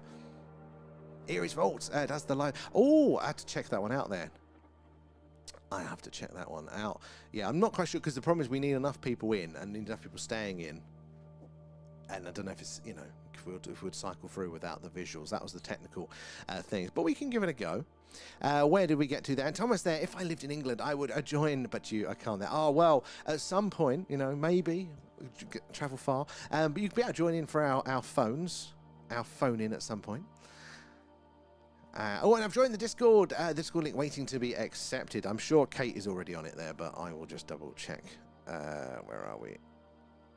Pending. There we go. And approve there. Gotcha. You should be ready to go on that one. And sounds great. Thank you, Carl there. and X. Oh, you got an idea, Carl? Wait, tell us. Oh, and B2. All right, let's get over the screen there. Right, B2. Oh, actually. Obviously, this is the way the sky is moving from here to here. So what was here would actually be around here now. So that could be the same flash, guys. Oh, thank you for joining us over there. So if you guys, when we eventually do the call-in radio show there, do make sure you're on our Discord ready to kind of get that calling going. There is, you know, no, I don't know if that's a good idea, but me of my crazy ideas, I thought maybe I could tie it in with an actual radio show at the same time. We've got like a community station that's like about 5 minutes walk away. I thought maybe we could do an actual old school phone-in radio show like that, but we'd also stream it to these platforms as well as doing actually on the airwaves, but I swear far too much. So maybe not for that part. But it gives it a bit of extra credibility, even though it's probably only going out to 12 people. Goes back to the X-Files and the Twilight Zone music for me there, but copyright there. So I know that is the, yeah, I do love all the music. So we don't have the same legalities around it in the UK. It's much stricter. In the US, you get something called fair use, so you're allowed to use things, music and stuff there if it's contextually relevant and you're not just selling on that sort of thing. But in the UK, no, we don't have that. Unless it's a journalistic exemption, we're not allowed to use anything, even seconds of it there. Halloween, a live paranormal and UFO, a duo hunt. Oh yeah, we could try that one. Well, old Gandalf in the hour chat was telling us about some spooky locations here right in town, so maybe we can fire up the old paranormal live for that at some point there. The only problem is now we're across the two platforms. I don't know how we would do the same because it's the dual streaming is difficult on the mobile side of things, so we'll have to see how well it goes when we do the on location this week. So be prepared, guys. TikTok's normally the one that suffers the most from that, so be prepared, TikTokers, to, if it doesn't work out, we'll end up only being on the tube. So you want to have us there as a backup there. And if aliens come here, we need Simon Pegg and Nick Frost and Paul. We've got our own Paul, and he's an absolute pain in the arse. So, but enough of Paul's. We watched that for our movie club recently. I think it's Alien Autopsy is the next one that we're going to watch there. And Adam coming in with the gifts. Thank you for those. Right. Look how dark the sky is now. Look at all of those colours. Absolutely stunning. Look at all of that there. And we're still getting some lovely movement as well there. So do help us spot the strange and anomalous as it flies across the screen tonight. I've totally lost my train of thought. I was going to say something and then it went out on here. Let me just check that out. Let me just check something on here. Where are we? Skywatch overlay. Okay, right. I'm just going to try something. So it might update for you guys. It might not.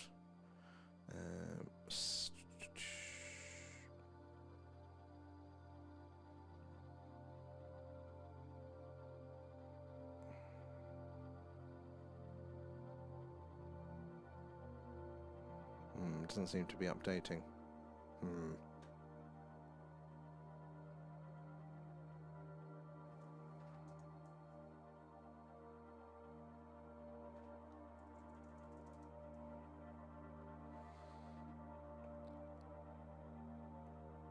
What? Where's that going?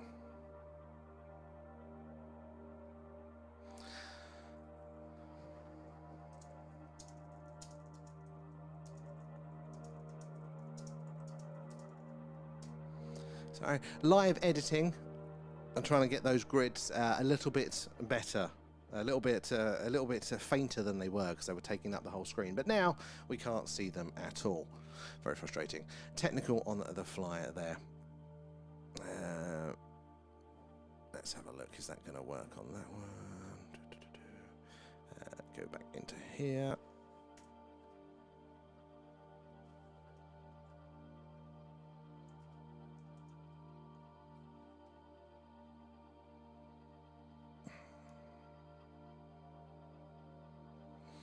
Oh, it still doesn't seem to be.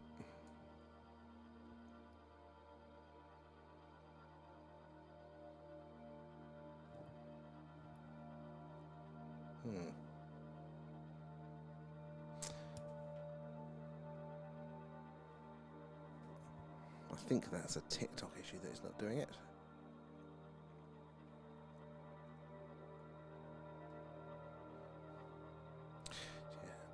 I think they were a bit overpowering before, but now they've totally disappeared. So, live editing on the fly, guys. Where is the button?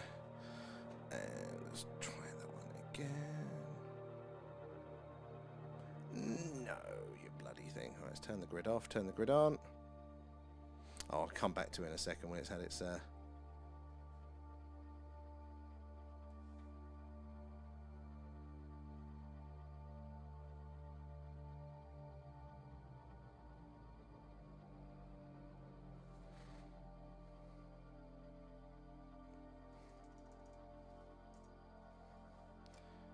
a sulk now, totally having a sulk.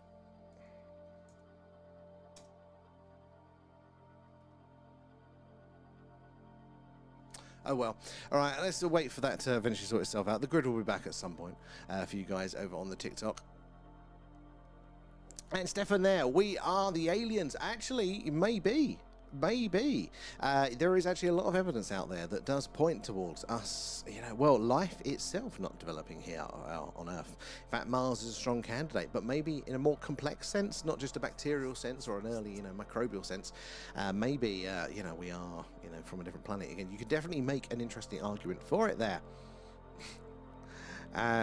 Grand Rising Planet Terraria there. I assume you have all seen the videos currently circulating. Which one's that? I guess which one is that? And I'll try to memorize where the grid is. Yeah, it'll be there eventually. Well, I mean, still got the numbers. Probably better with that. That's what I was trying to do, Craig. I was trying to get rid of the how strong it was, but it seems to be now non-existent, which is very frustrating.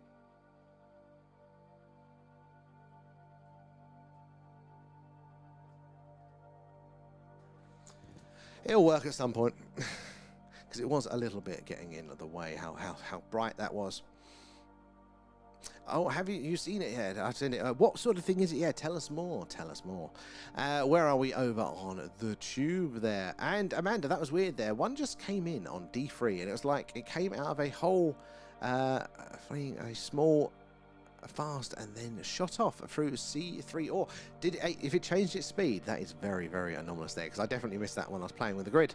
Damn it! And if it was a few minutes ago now, worth looking. What are we on now? 4:15 midnight. Okay, I'll try and catch that one in the replay over on the rest of the TikTok there. And oh, DT with Palladium. What's DT with Palladians there? What's the DT? I know the Palladium is very interesting. And how are you doing, Haggis? Might be the mouse cursor. Well, you never know. You never know with this. Why is that not bloody working yet? Come on.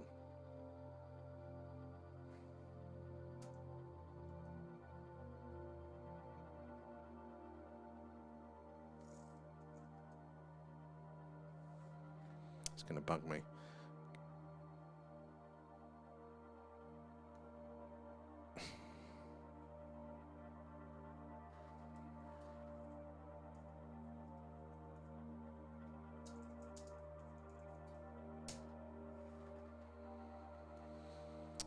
Where did we get to? Oh, DT. President with the Palladiums. Really? No, I haven't seen this one. I haven't seen this one at all. Very interesting. Oh, good use of the grid there, guys. I was a bit delayed on that one. Sorry, I just noticed it pop up on my phone. Movement down here, so let's zoom in quickly. Zoom mode activated. It's also delayed. So things like this, but they need to stop dead, sure for speed, change their course or trajectory. That is something that will tell us for sure that it is something a little bit stranger than a man-made satellite. So keep your eyes out for looking out for something just like that. It's circling on TikTok. Oh, I haven't. Yeah, I don't spend a lot of time actually watching on TikTok. I get sucked into it, so I have to keep away. But I'll have a look there.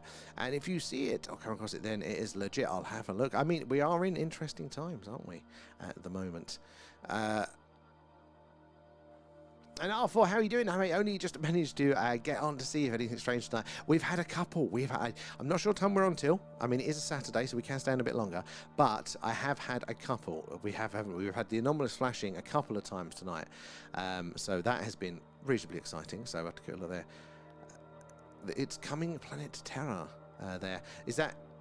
What is that? What's the planet Terra? Is that another planet that's coming in range? Is it something that's on a long orbit there? Kind of like the, was it Nibiru stuff? There. Flash in an A4 there. Right, let's get back over.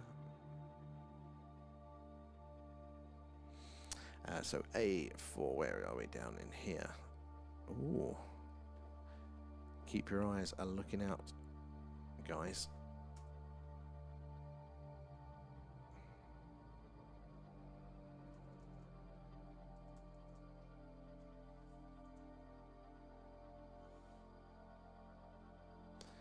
Come on, load. Oh, oh. Why are they so faint? I think they're there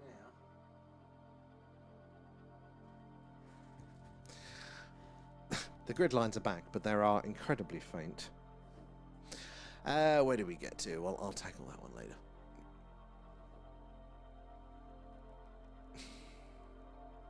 Oh, 10 to midnight. God, that was quite a while there.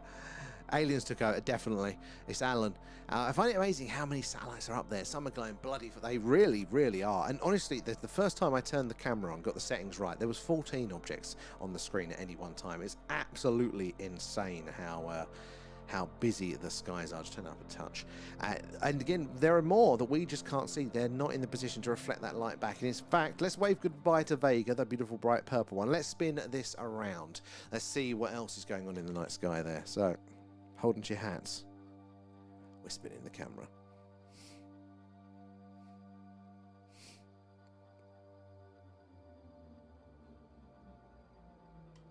This could be an interesting set. Some bright stars here. Oh, and lots of movement already. Look, 1, 2, 3, 4. There's probably 5 up there as well. Oh, interesting already. Look how close these are together. Zoom mode activated. From our perspective, anyway. These little 2 dots there. Very, very close. I mean, just look at all the different colours. Absolutely stunning there tonight. Where did we get to here? Terra is Earth there. So what are they? Terra is you. So what is that then? It's coming. It's coming to us. Oh, I get you now. Yeah. And Ak there as well. I'm on a boat coming to England for the free hotel. Well, welcome in there as well. And it really is beautiful. It's clear skies. We are very lucky tonight, though. It was meant to be clear. So yeah, I might just go turn the camera up a touch in a second. I think we can get a little bit more going on there. And Fire Fairy, what is happening? So if you are joining us tonight there, we are doing a live UFO, a UAP Skywatch tonight there. We are coming to you live from Wiltshire in the UK, which is right in the heart of crop circle country and just down the road from Stonehenge. So lots of weird and wonderful things in the skies. So do help us spot the strange and anomalous there. Kaz, how are you doing over there as well?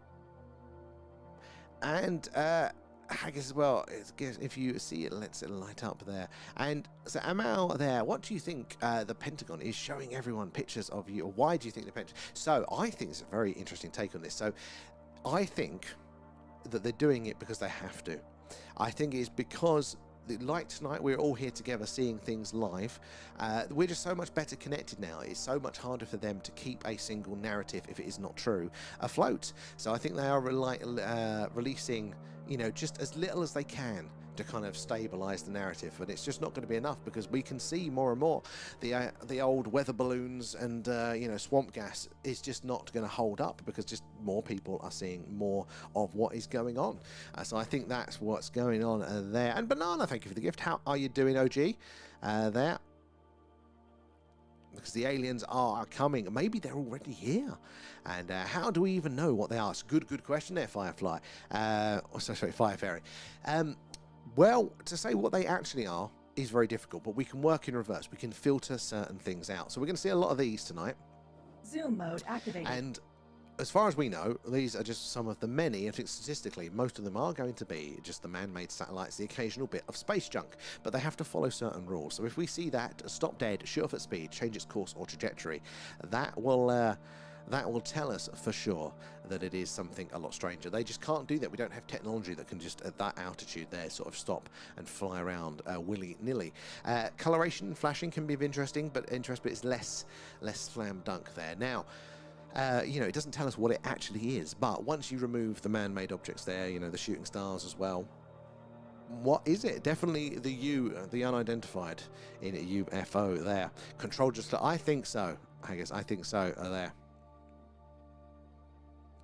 I think just because they feel like they have to there, to prop up their narrative, they're just letting go as little as they can there. And Jeremy, you know, Grid, that is very faint. I'm actually trying to tweak it live, and it's giving me nothing but jip. So it was a bit too bright for my liking.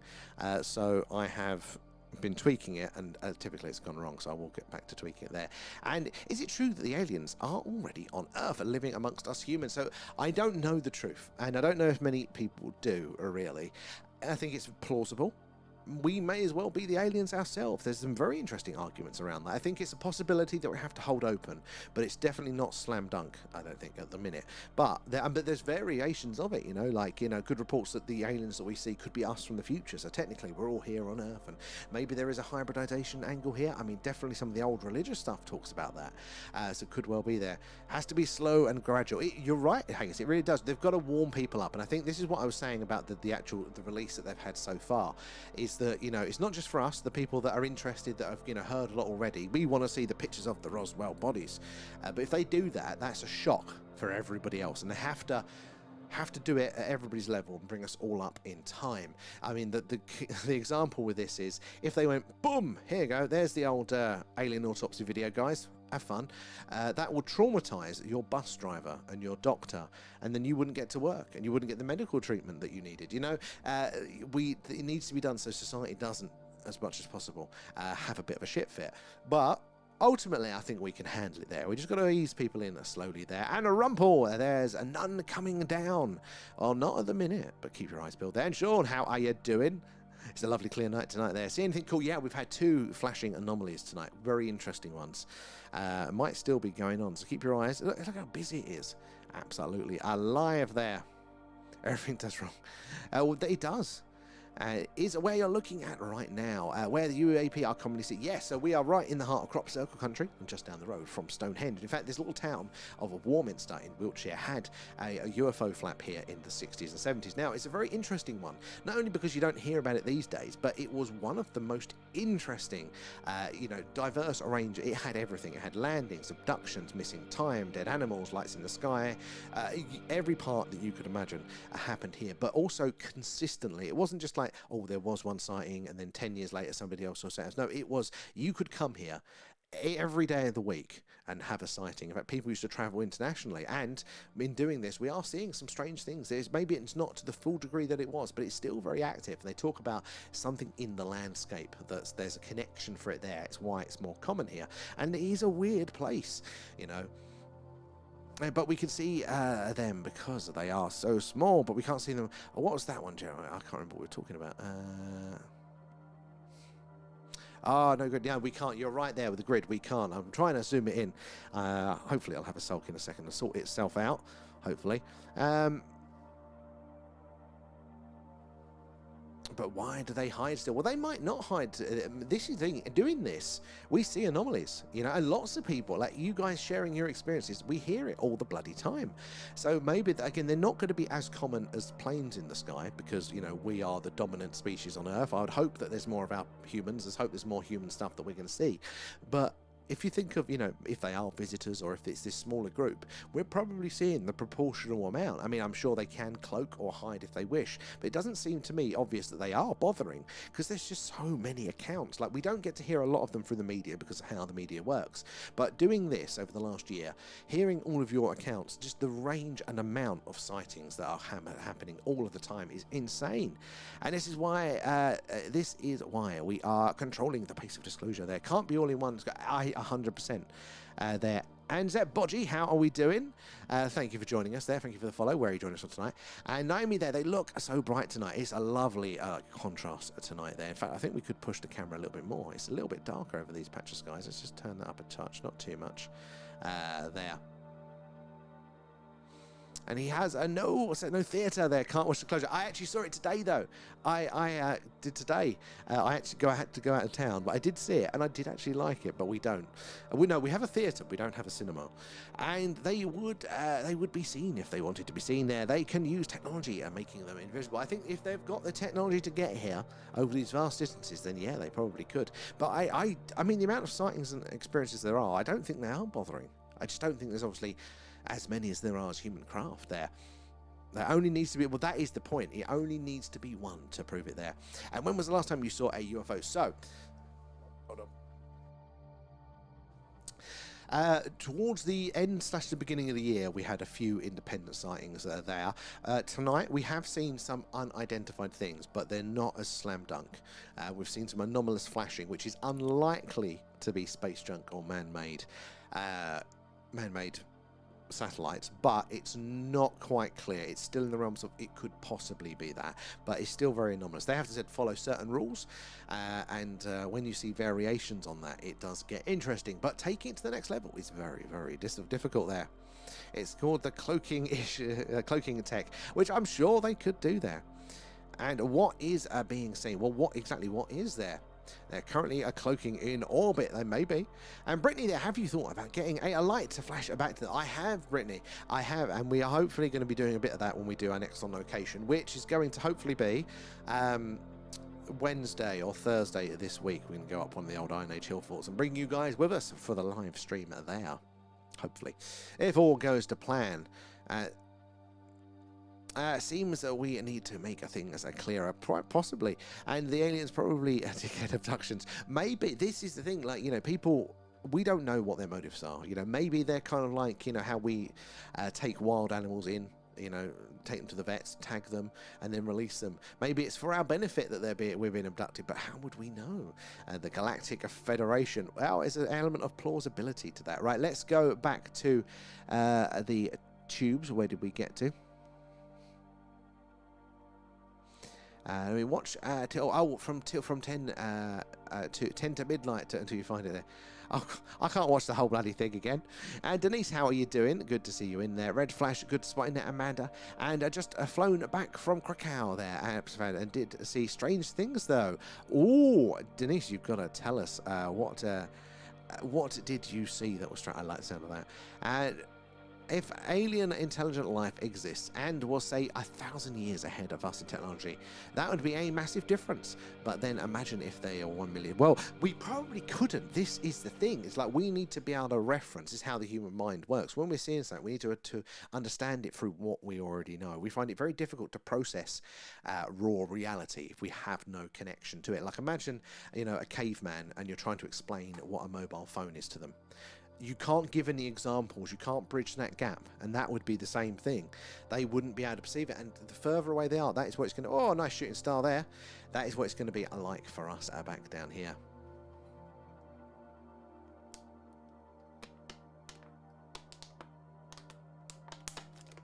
There's a nice big bright one there. Should we zoom in? Some nice colour of the stars tonight. Zoom mode activated.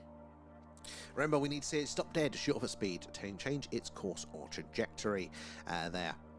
The red orb looked like one of the government ones. Oh, pretty cool. I wish I'd seen that one. And some psychic said something's happening over the soccer game. Well, apparently, yeah, we'll see if it happens there.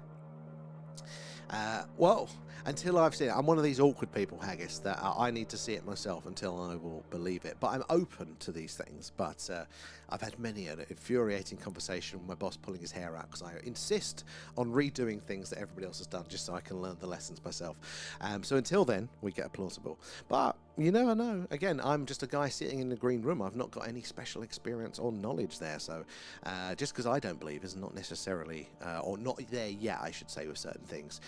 Doesn't mean that it is any indication of what is objectively true or not. And do you have to constantly look at the camera in case you missed seeing them? So that's where we've got two things going on at the minute. I've got one eye next to the screen that I'm looking at now on the thing. So I see the bigger ones there, but we've got an interactive grid. You can't really see the grid tonight because I'm tweaking it.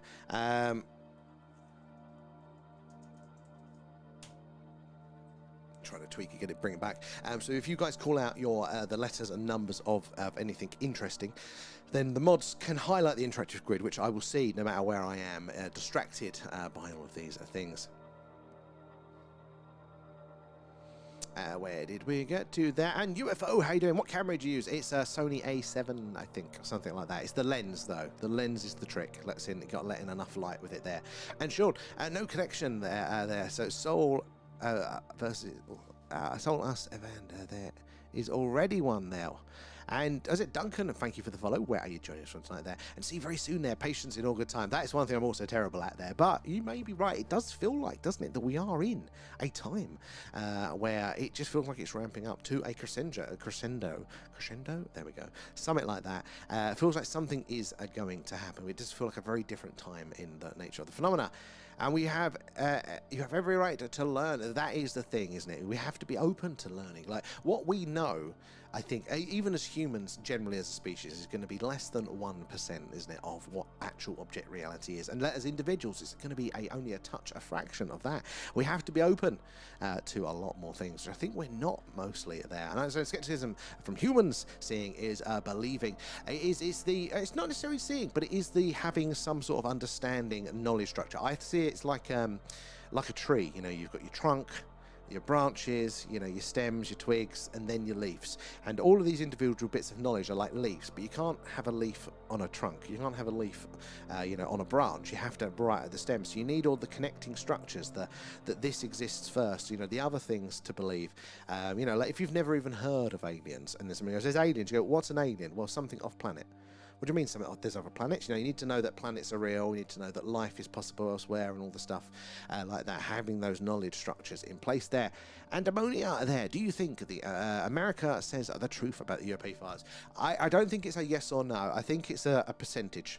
You know, I think, and it's going to be very low percentage, but it doesn't mean truth is a very difficult one there. You know, like there could be, you know, that some of the files that they're releasing at the minute are true objectively, but what are they? At the minute, they're just saying anomalous.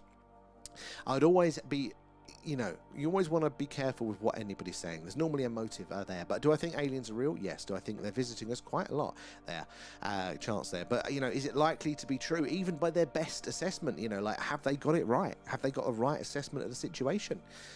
And, what lens? I have no idea. I can never remember the letters and numbers for it. And for so much movement all over the sky and so much variation on this stream right now. One of them has to be alien. Well, this is the thing, R4.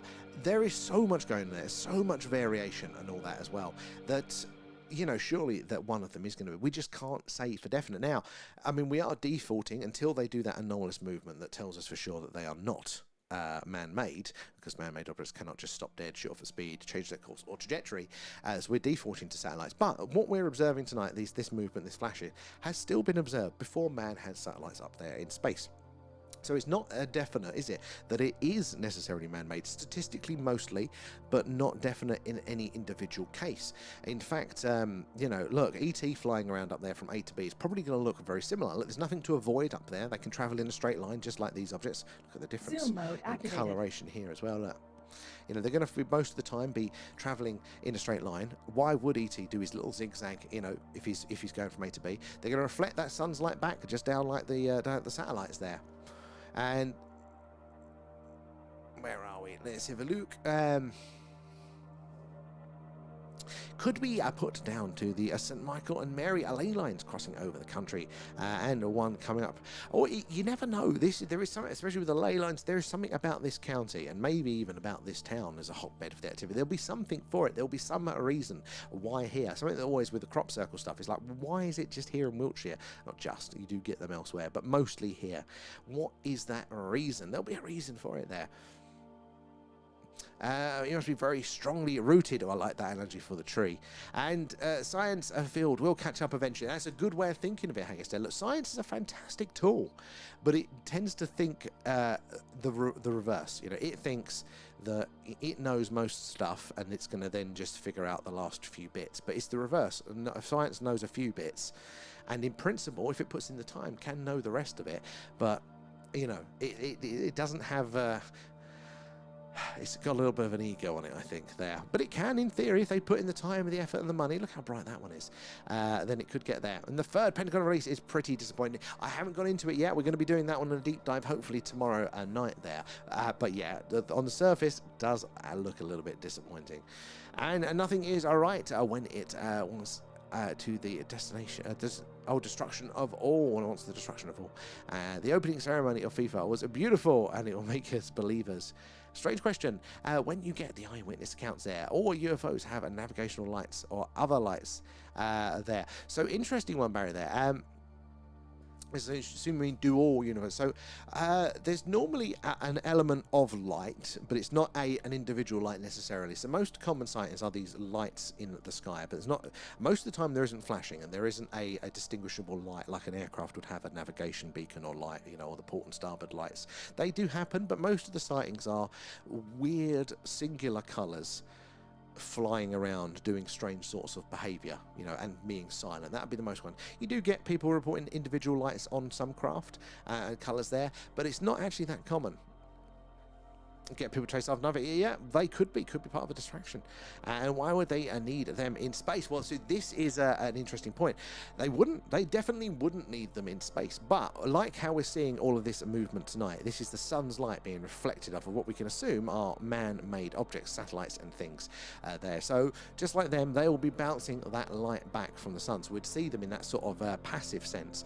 But also there are theories that some ways they may use, how their propulsion may work, might actually ionize plasma around the craft. Totally involuntary, it's just how the propulsion works. It could cause them to glow, whether they like it or not. In the same way that when we turn on our combustion engines, we get a sound. We don't want the sound, but it's there. They might get light there.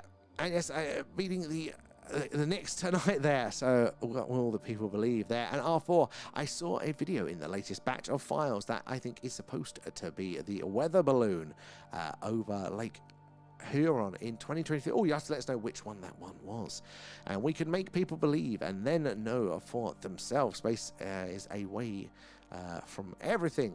Hide in space. And where are we? There, if you remember, there was supposed to be a Chinese weather balloon that was shot down, and yeah, I'd heard about that one. So you think it might have been one of those ones that's come out? That would be quite interesting to see actually what that looked like. I'm just going to quickly try and tackle why is that one not showing me now? There we go. Try and see if I can fix this grid.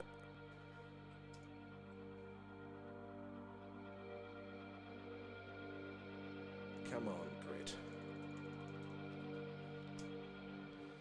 Shouldn't have messed with it. Why is that not showing? You bastard. You stupid. TikTok's a crap platform. That's the first one. Yeah, no, it's not showing at all now. It's like it's... Oh, no, it is there. It's incredibly faint. What a useless platform.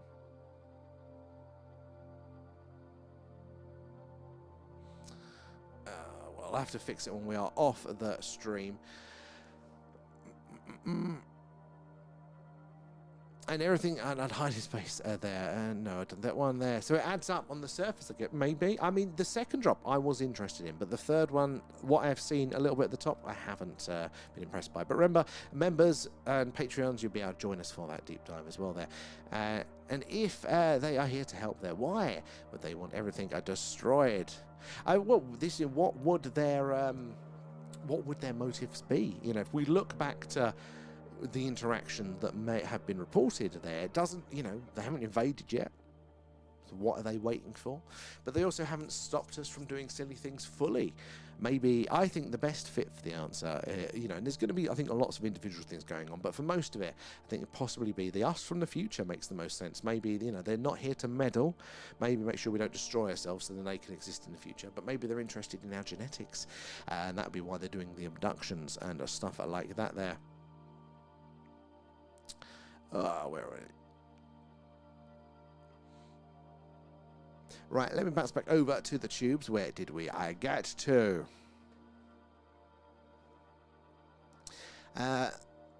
Looking forward to June 3. I mean, I need to see 2 yet, but I did enjoy June. And live like we are the dominant species on Earth. The moment I heard you say that, I imagine imagination kicked in. Some reptilians will knock on your door to discuss again. Well, maybe. Well, we appear to be the dominant. It depends, doesn't it? Do you mean in control? Are we the most superior? But we are the most prolific, aren't we? Combined with technology, we are everywhere on every continent, sodding around there. So I would definitely argue dominant, even if we're not the the top of the food chain. We are, if we meant dominant, that's getting the whips and chains out.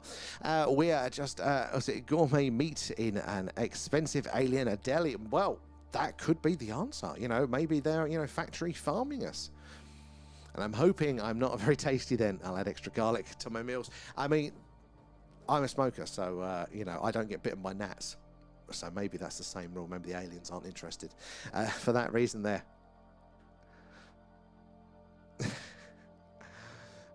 Very sharp on your wooden stakes there.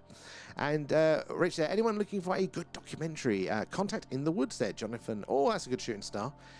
Jonathan reads story. After seeing Disclosure Day, it reminded me that Jonathan found a device that worked like the one on the film. See, that was one part. Yeah, I'm going to go into too much spoilers if I talk about that. But interesting there. It's free on Prime at the moment. I'll definitely check that one out there. Seen something, and it's consistently haunted by it. Well, we are haunted, aren't we? That is how the mind works. When you see something so different from your understanding of the universe, how it all works, you are compelled to find an answer. Your brain wants to know, right, I didn't see that coming. What do I need to know to learn if that is coming in the future?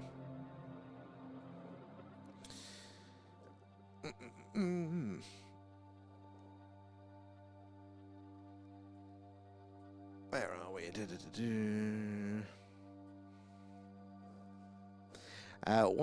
Want us to be less human-minded, like Q machines. Where we need the path lines. When you get your good PC back, the feeble human eye can't keep up with this. I'm trying to do it now. They're showing on one, but it doesn't seem to be actually updating in the TikTok app. Let me just do it now. Hold on. Let's try this one.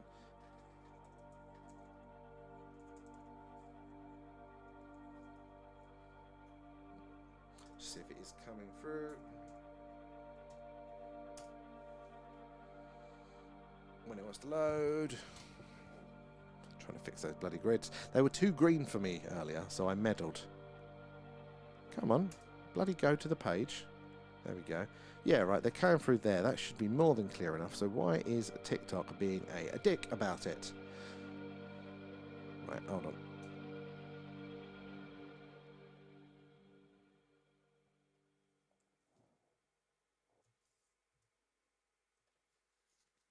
It's just not updating it on the actual screen. It is there.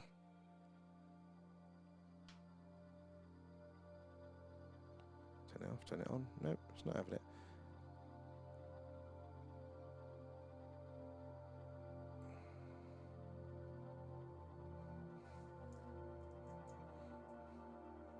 Right, let's overlay a second one. Let's try that again. Let's turn that off. Let's see if I can add a second one.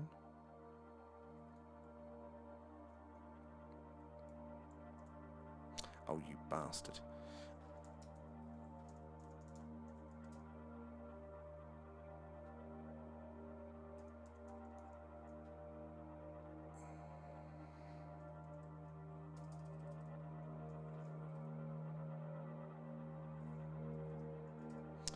Right, okay, preview, is that going to work? Right, add that source. Right, I gotta make it bigger for you guys now. Right. Again, they're very faint still.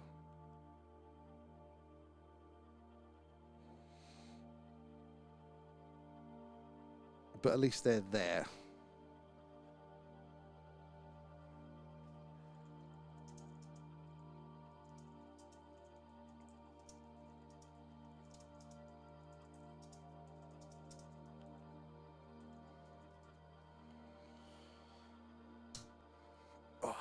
Anyway, sorry distracted guys. If you are just joining us, we're doing our live UFO UAP Skywatch tonight. They're coming to you live from Wiltshire here in the UK, right in the heart of crop circle country, and just down the road from Stonehenge. So do help us spot the strange and anomalous in the night sky tonight. It's very active, but also very clear and wonderful.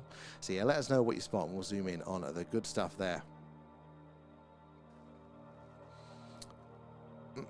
Where do we get to in the chat, guys? Do say hello as well, but make sure you're following and subscribed, whatever it is, wherever you are, because that is how you get those notifications when we go live. We've got an interesting week ahead of us.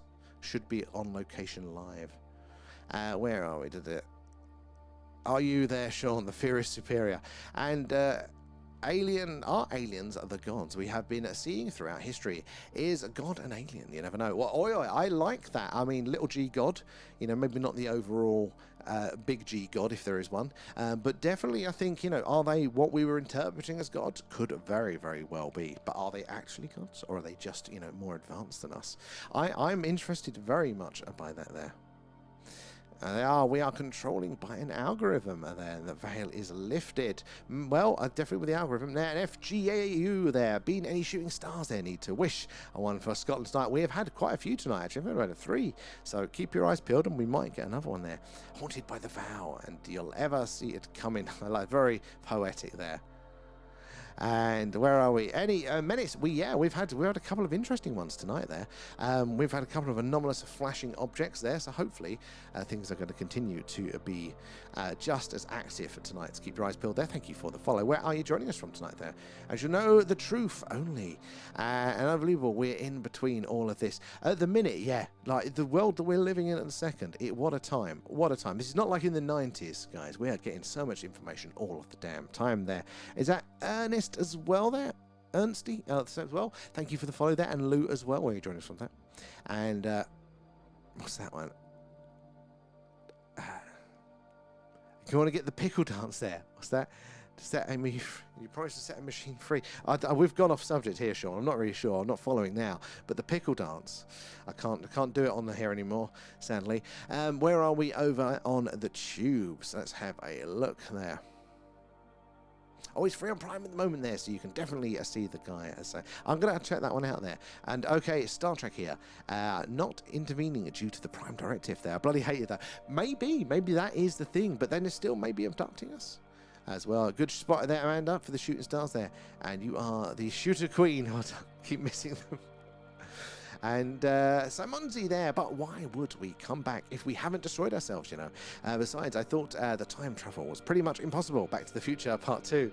That's a good one, Simonzi there. And off to bed next time. I'll thank you, Simonzi, as always there. But it's an interesting one. No, time travel. Look, we're traveling to the future right now. I've just done it again. And again. Boop. Yeah, no, it is definitely possible. Why is that not loading there? And also the faster you travel, the further in time that you go relative to other people. So definitely future time travel is possible, but coming back is the tricky one. So maybe they're interested. I think the clue might be more that, you know, definitely timelines could be a different issue here. Maybe there is a multiverse at play and they want to make sure the right one always happens. Maybe it's a time loop. Maybe they have to intervene and therefore that's why they survive, so then they have to intervene. You never know. With all of these things, I do think it's quite interesting there. But good to see someone who will catch you later there. And John, maybe someone would come back because they wanted to change the past to help their agenda. Well, that could well be the case there. You know, those slight tweaks on reality there. People always thinking they know better there. And Amanda as well there. No, where are we? You're off for a coffee there, John, at this hour.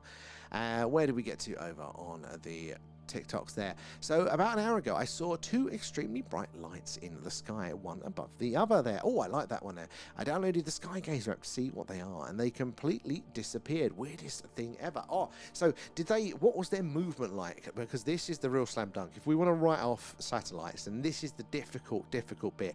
Oh, look at that shooting star. Who wanted the shooting star? Prayer's been answered right there. There is things that still act a little bit like a satellite, but you go, that is far too bright, that is far too big. How am I seeing that? So yeah, the movement will be the key for it there. And Uncle, thank you for the follow. Good to have you in there. What happened to the Biggle Dance? So because we're across 2 platforms, it only goes, you'd only see it on TikTok, so I'm trying to keep it balanced out so the YouTubers see what we're on about as well there as well. And rather is no future when you're stuck in the same moment. Well, again, you know, what is our understanding of time? Maybe we've got it wrong fundamentally there. There was no movement. Oh, I tracked the space station and I know what the satellites look like, and they were still. So very interesting. Again, it takes a lot of energy, doesn't it, to sit still up there. Everything should be moving, should be in motion. So that is quite quite anomalous there. So one of the interesting things we see is this stationary flashing, something that flashes to us like once every 2 minutes for the course of the stream, but be in the same place. That takes a hell of a lot of energy to do that. It's not natural at all. So that is a very interesting sight. Whereabouts in the world was it? And shooting stars are beautiful. They really bring things into perspective. They really do. I would love to see one of the bigger ones, not the dinosaur big ones, but like ones that smashes a bit of glass and sets off some car alarms. To be there, just think how humbling that would be, putting us right in our place there. Spurt of chaos amongst the quiet sky, exactly. And might have just flown into Earth's shadow there. Looked like they'd vanished there. Craig, good spotting. So that is definitely a thing that happens there. As the sun goes round, that shadow of the Earth moves around. You'll start to see the satellites or whatever they are moving and then just disappearing, and there'll be a sort of a line we see it happen. It again depends what altitude they're at, that different line is. But that is quite cool to see sometimes as well there. And me and my partner were in shock, and it was so strange there. Southeast England, excellent. I used to be from Essex. I was from the southeast, although technically Anglia, but I call it the southeast. Never saw anything strange when I was there, sadly. But moving to the country, hence doing this stream now, so much activity in the sky. But that's a very interesting sighting there as well. And was it gone, like, how long was it there for? Did it leave it, or was it just sitting there for all time? And not much energy we can allow there for you. Excuse me. Cloud cuddling there. We're spotting Amanda. Right, why is that not doing what I said?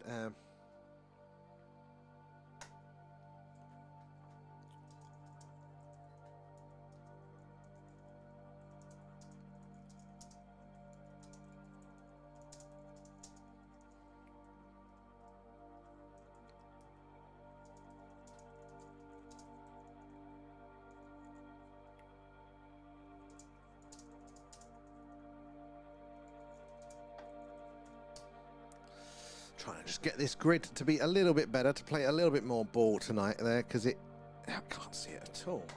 What is going on? Why is that so faint tonight?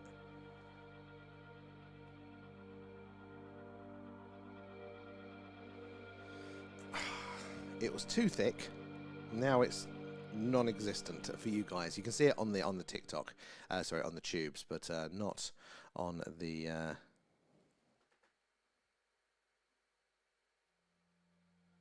Why is the line in the middle gone from? That seems to be gone on the YouTube.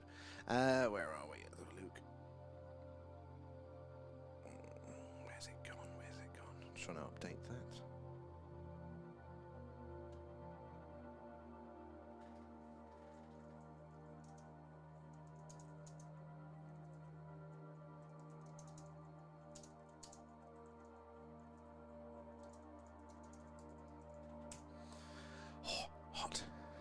They're very, very faint, aren't they?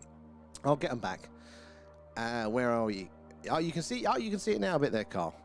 Excellent. And how is it that some of them move faster than others? Is it because they're closer? I think so, I thought. I think there is a bit of difference, because essentially when you're up there, no friction.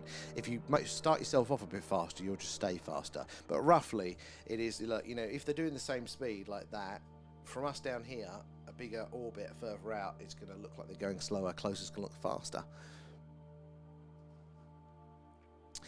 There must be a golden zone where they keep the gravity of Earth. So this is the thing. They're trying to be as far away from that as possible, essentially. But they are still bound by Earth's gravity. That's why they're moving. That is, they're moving. They're pulling themselves in. So they're falling to Earth rather than straight down. It's kind of pulling them in a circle around there. But there are these interesting points up in space where big objects like the Moon and Earth, the gravity kind of cancels itself out. There's a line in between where it cancels out. And you can actually park things up there. They're not in an orbit. They just sit there, which is pretty cool. Arthur, you can see the grid perfect. I can't. But then again, my thing seems to have crashed anyway. Oh, wait, no, the grid's there. Yeah, no, the grid's fine now. What's silly me? Anyway, let's see if that change takes effect. And make you a search outside of your system. I'll get you back. What's that for? So you can catch up. Understand what a moving means there. The soul is always a moving there, Sean. I'm not fully following as well there. Need to brush up on the space side? No, not at all, Arthur. It's interesting questions, because if half the time I'll get it wrong and then somebody corrects me. So we all get to learn, don't we? There. I don't teach it, do they, in schools as well? Clouds coming in there and pretending their syntax to be a shooting star would be a good way for a UFO to enter our orbit undetected. It would be. Well, anything coming in is going to hit the Earth's atmosphere. So those shooting stars, we're seeing them burn up as they re-enter, aren't we? And what's happening is they're going through the vacuum or near vacuum of space. There's nothing up there for them, so they can fly really, really fast. But then they hit the Earth's atmosphere, which is, for us, doesn't feels totally free and open, but it isn't. Obviously, it's full of oxygen and shit like that. Like when we jump into the ocean. That's us going from a less dense to a more dense environment, and that's kind of like what it's like for these shooting stars or even a satellite re-entering. They're hitting the Earth's atmosphere at speeds. It's like when we jump in a pool, they're feeling that difference, and because of that friction that's created by that, they heat up, and that's why they glow and explode there. Look at these two just traveling along. 3, 4, 5, 6, 7 on screen. Oh, that's a new record. That's a nice bright one. Oh, good spot with the blue flash there in D3. Oh, we got a little chain here. 1, 2, 3, 4, 5. Should we zoom in a couple of those? Zoom mode activated. We're looking to see them. Oh, sorry guys. Shoot off at speed, change their course or trajectory. That will tell us for sure. There's something a lot stranger there. Made a lot of shoe there. And the cloud disappeared. It's up, but you're our official cloud shoer there, living light. There. What would that mean to everything? If to understand the soul. Well, the soul is an interesting one. People talk about it all the time, but we do not have an agreed upon definition, do we? That is a thing I think we do need to there. And Burnsy there, thank you for the follow. Where are you joining us from tonight there? And they don't teach it, and there was very little on space in my physics. And just think, back in 2020, I thought, just to think though, like, how interested we would actually be if they bothered teaching us something bloody interesting or compared it to something like that. I would have listened. Exactly. I taught myself on back in the day on the Discovery Channel, just watching shit on there. Learned sod all in school, beyond the basics of reading and writing. After that, it was a full-on waste of time there. Exactly, Sean. I think we do. I need to lock in, don't we, an understanding. But gravity is similar, and also time. We have these functional understandings of gravity and time. We use it all the time. We experience it all the time, but we don't really know what it is or where it comes from. Is it fundamental? But the soul, I feel, is very similar to that. It's something that we all talk about having. Very many cultures have talked about this as well, but we can't kind of pinpoint it or agree exactly what it is or how it works. I learned more since Let's Go. I'm at 100%, 100 bloody %. It was a total waste. I checked out the last 2 years. In fact, I didn't even go in for the last year, so I officially don't have any formal qualifications, and I'm very, very proud of that. And they go, but what about for your job interviews? I go, well, there's a very clever trick that you can do. You go, I was educated to a GCSE level, and they never question it. Never question it. Waste of time. Waste of time. There. Don't get me on a school rant. I will properly go off there. And definitely a waste, mate. Would learn much farther. I learned about, would much rather learn about where we are and how we got out 100%. And probably more useful as well there. And Owen, thank you for the follow. Where are you joining us from there? And why do we hurt ourselves? Well, very, very complex reasons. But we are complex beasties, aren't we? And I am looking at going into college there for biology to learn more about our planet. But I can learn most of it. This thing from space effects on your own, unless you are going for a very specific sort of job that requires those specific credentials to get you past of it there, then you don't need to spend the money these days, especially if it's something that you're interested in. And even then you can a lot of the time just learn the skills. Like the job that I'm in now, and I'm in senior management, for whatever that means there, far beyond what I expected to achieve. I learned it all on YouTube. I learned everything about it on YouTube, that job. And so this day and age now, it's there. It's not worth it. Whereas most of the people, not all, some people have used their degrees that they've paid a lot of money for, that I know. But I know a lot of people that went to university, most of them, and it is at least 75-80% of them, have never had any use for their degrees at all. You're allowed to show people the truth to degrees, yes. But that is a very separate rant that I'll go on. Right, let me see if I can update the TikTok. Well, that grid update slightly, because I did make a change, and now it's going to be too far the other way, guys. You know it will be.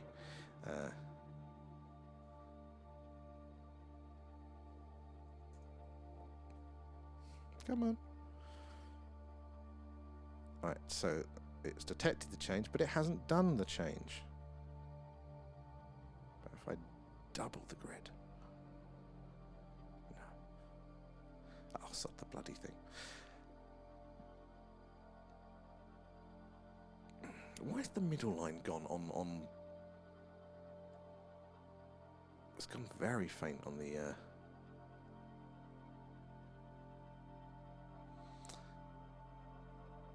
on the main, on the YouTube overlay there.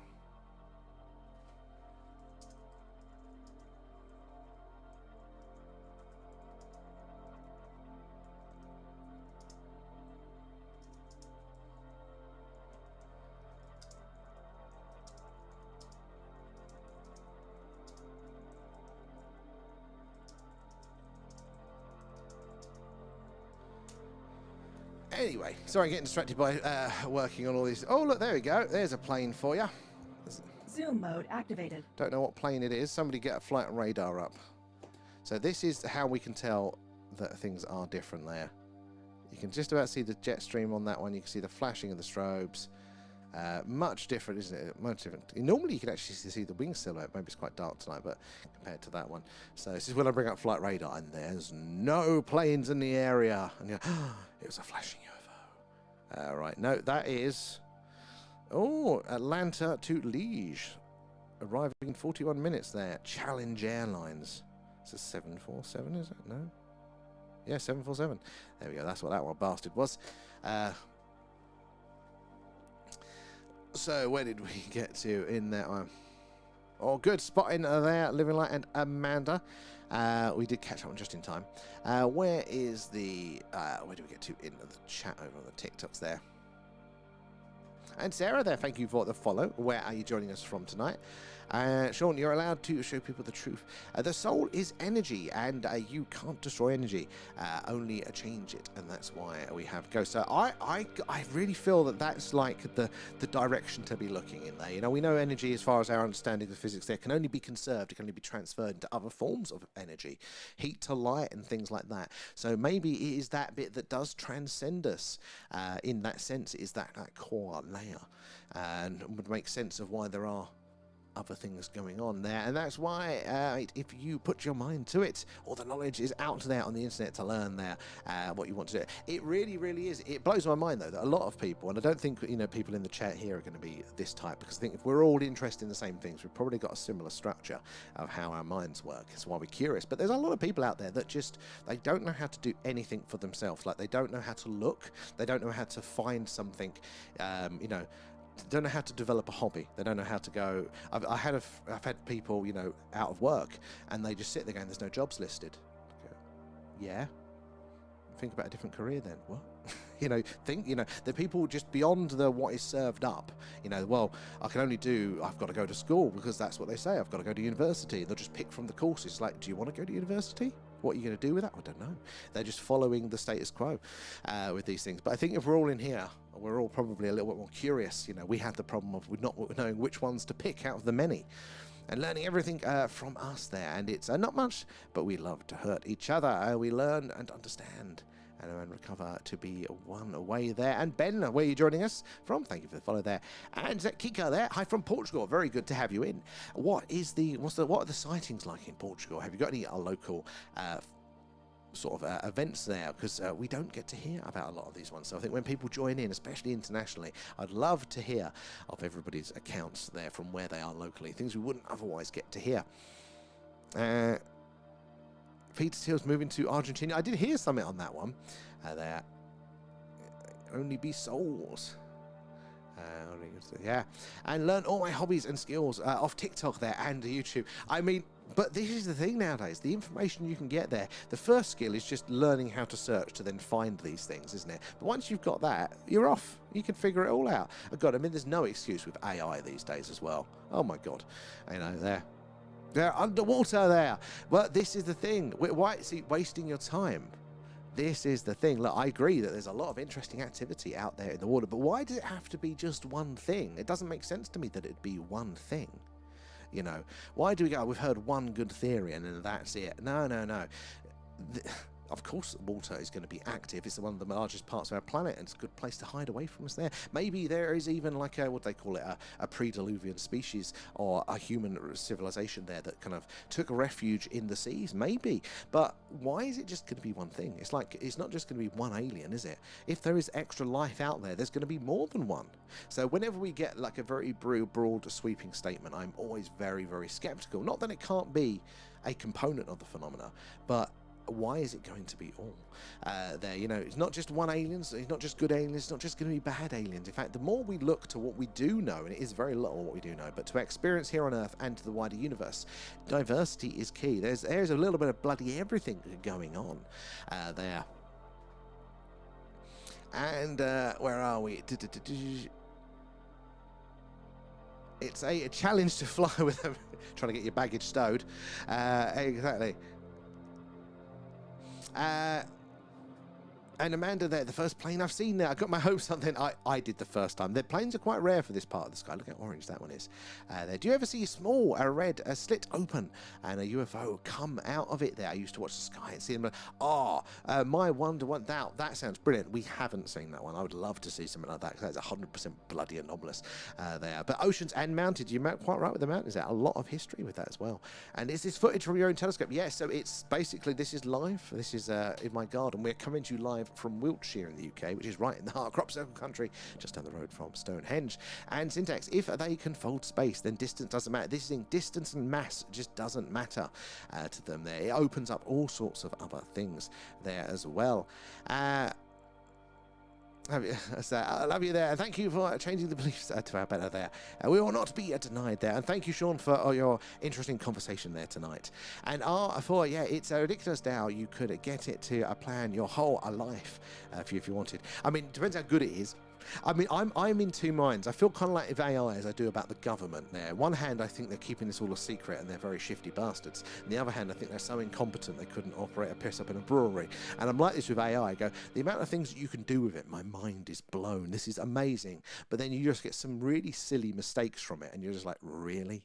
Really? We've gone round an hour and you're still telling me the sky is fucking yellow. You know, something stupid like that. And exactly, there's two types of them. Well, there could even be more, couldn't there? But that is the thing, and thank you for the follow. It's probably so diverse there. But I think there is definitely activity in the oceans, which, embarrassingly, I didn't know about until, the last couple of years. And it's not that it's just starting to happen or it's just starting to be monitored. No. The activity in the oceans has been going on forever, as long as the land-based site, as long as we have been recording seaborne activities. Going back to the early explorers, old Christopher Columbus reported seeing what we'd now describe as UFO, either coming in or coming out of the water. Insane. In fact, one of the most interesting videos on that last US government drop was the orbs, which appeared to be coming, from the air, going into the sea there, the transmedium, which I'd never seen before there. And introduce yourself to the world, or I'll get rid of you all there. That's our promise. What's that one for, Sean? There's the ones who are bad ones, and then there's the ones who are working with humans.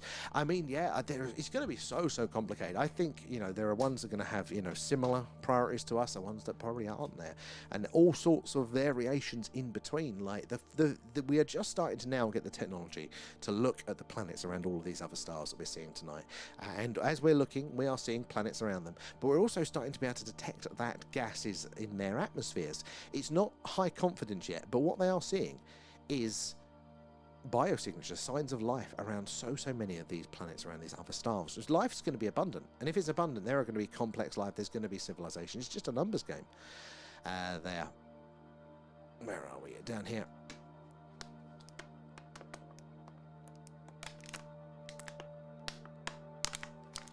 Very much. I am there, Sean. Two minds. KB as well, how are you doing? Thank you for the follow there. It's definitely not perfect, but I am sure it'll get, well, this, if it's like this already, and I have to pinch myself because, what you can actually achieve with it is insane, and then I just get unreasonably frustrated there. Have you seen this? Yeah, we've actually, 420, we've actually had about 2 or 3 flashing, a number of really interesting flashing anomalies today there. Processing prompts over time. It is getting better there. It is just a numbers game. It very much is. Back over to the tube. Sorry, guys. I did that one. They are the frequency of an object since An object exhibits a different frequency at every location. Oh, my mind's blown. I can barely wrap my head around that. I mean, I know that we are a frequency. We are on the electromagnetic spectrum ourselves. We are not solid objects. That is an illusion of our reality. So I kind of get it as far as that. But the rest of it is probably too advanced for me. And Professor, how are you doing there? Good to see you. No time delay. Well, quite possibly. In fact, you know, just the way we experience time is again probably a product of just of us. There, waves, frequencies, and vibrations are very important. I think they are fundamental. They are part of that real foundation or the baseline of reality, whatever it might be in its truest form. Not that I can fully comprehend it. I can say some big words, guys, but I can't really get my head around a lot of it. Why is that still not bloody doing it? Let's have a look. Sorry, I'm doing some technical things at the same time. Trying to tweak. That looks about right. There we go. Let's just publish that. Trying to make sure all of the things are working correctly.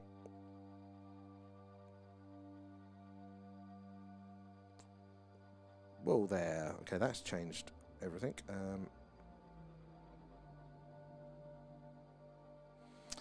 Right, let's undo that change. That's frustrating.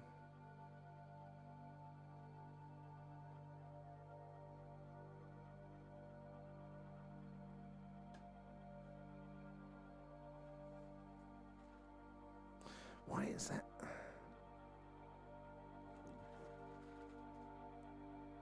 That's very, very weird. It shouldn't be doing that. Sorry, guys. The grid lines have just become more prominent on the tubes, and they shouldn't have.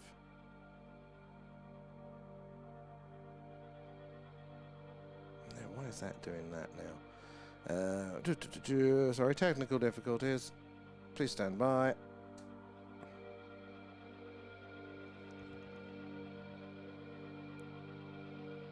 No, that one looks fine. So why is it coming out on there as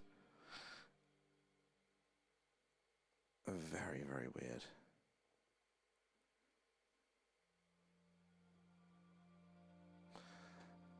That's going to bug me. Anyway, where did we get to? Oh, Amanda, good point there. I missed it. I was distracted, sorry. What do you think of the UFO photos above the sea and coming out of the sea taken from the US? Is it Japan, sorry. I am not sure if they have ever been debunked, but they look pretty authentic. So I don't know if those ones specifically. Was that the submarine one? Because that one's the one I was thinking of. It was this submarine footage, or I was watching a submarine. Because that one was interesting. Now, A4. Oh, is that this one? Yeah. Good spotting in time there. Bloody grid's distracting me. And why doesn't any of the massive telescopes ever do live streams there? I think that they are... Oh, flash right there. See if that comes back, guys. I think they're hiding loads of... They literally are there, Mr. White. They literally are. The newest one, and a recent one as well. They are actually, before the scientists get to see the footage that they take, it goes straight to a CIA server farm. This is publicly available knowledge. This isn't like conspiracy theory. It goes to a server farm. AI compares the image it's taken in the night sky to an older image of the night sky. If there is anything new there, it blacks that bit out before sending the image back to the scientist. Then that bit that's been there is sent to human analysis to see if it is anything that's dodgy or not, and if it's needs to be, classified. If it doesn't, they'll send the full image back to the scientist. If it is, they'll classify it. You're thinking, you bastards, you are hiding it all there. It was the submarine one. Yes, that one I thought was really interesting. That's why I actually got quite excited by the last set of the releases. So we're going to do, it doesn't look as good, does it, the latest drop, but we're going to be doing that tomorrow night there over on the Patreon and the members. Right, where did we get to over on the Tiki Talk?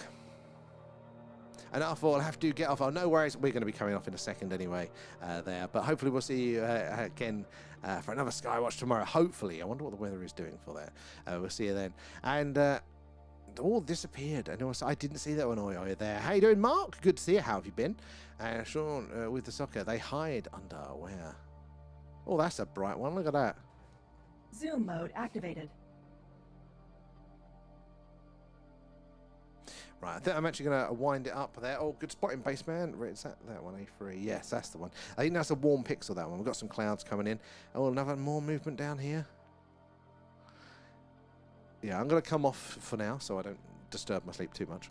But we should be back on, well, we will be back on tomorrow with something. Hopefully, we're going to do a deep dive just before the main live there. So remember, if you do want to check that one out, link in the bio gives you a month for free. And then we can have a look through those documents together. But yeah, we'll be back on tomorrow night with our mainstream as well.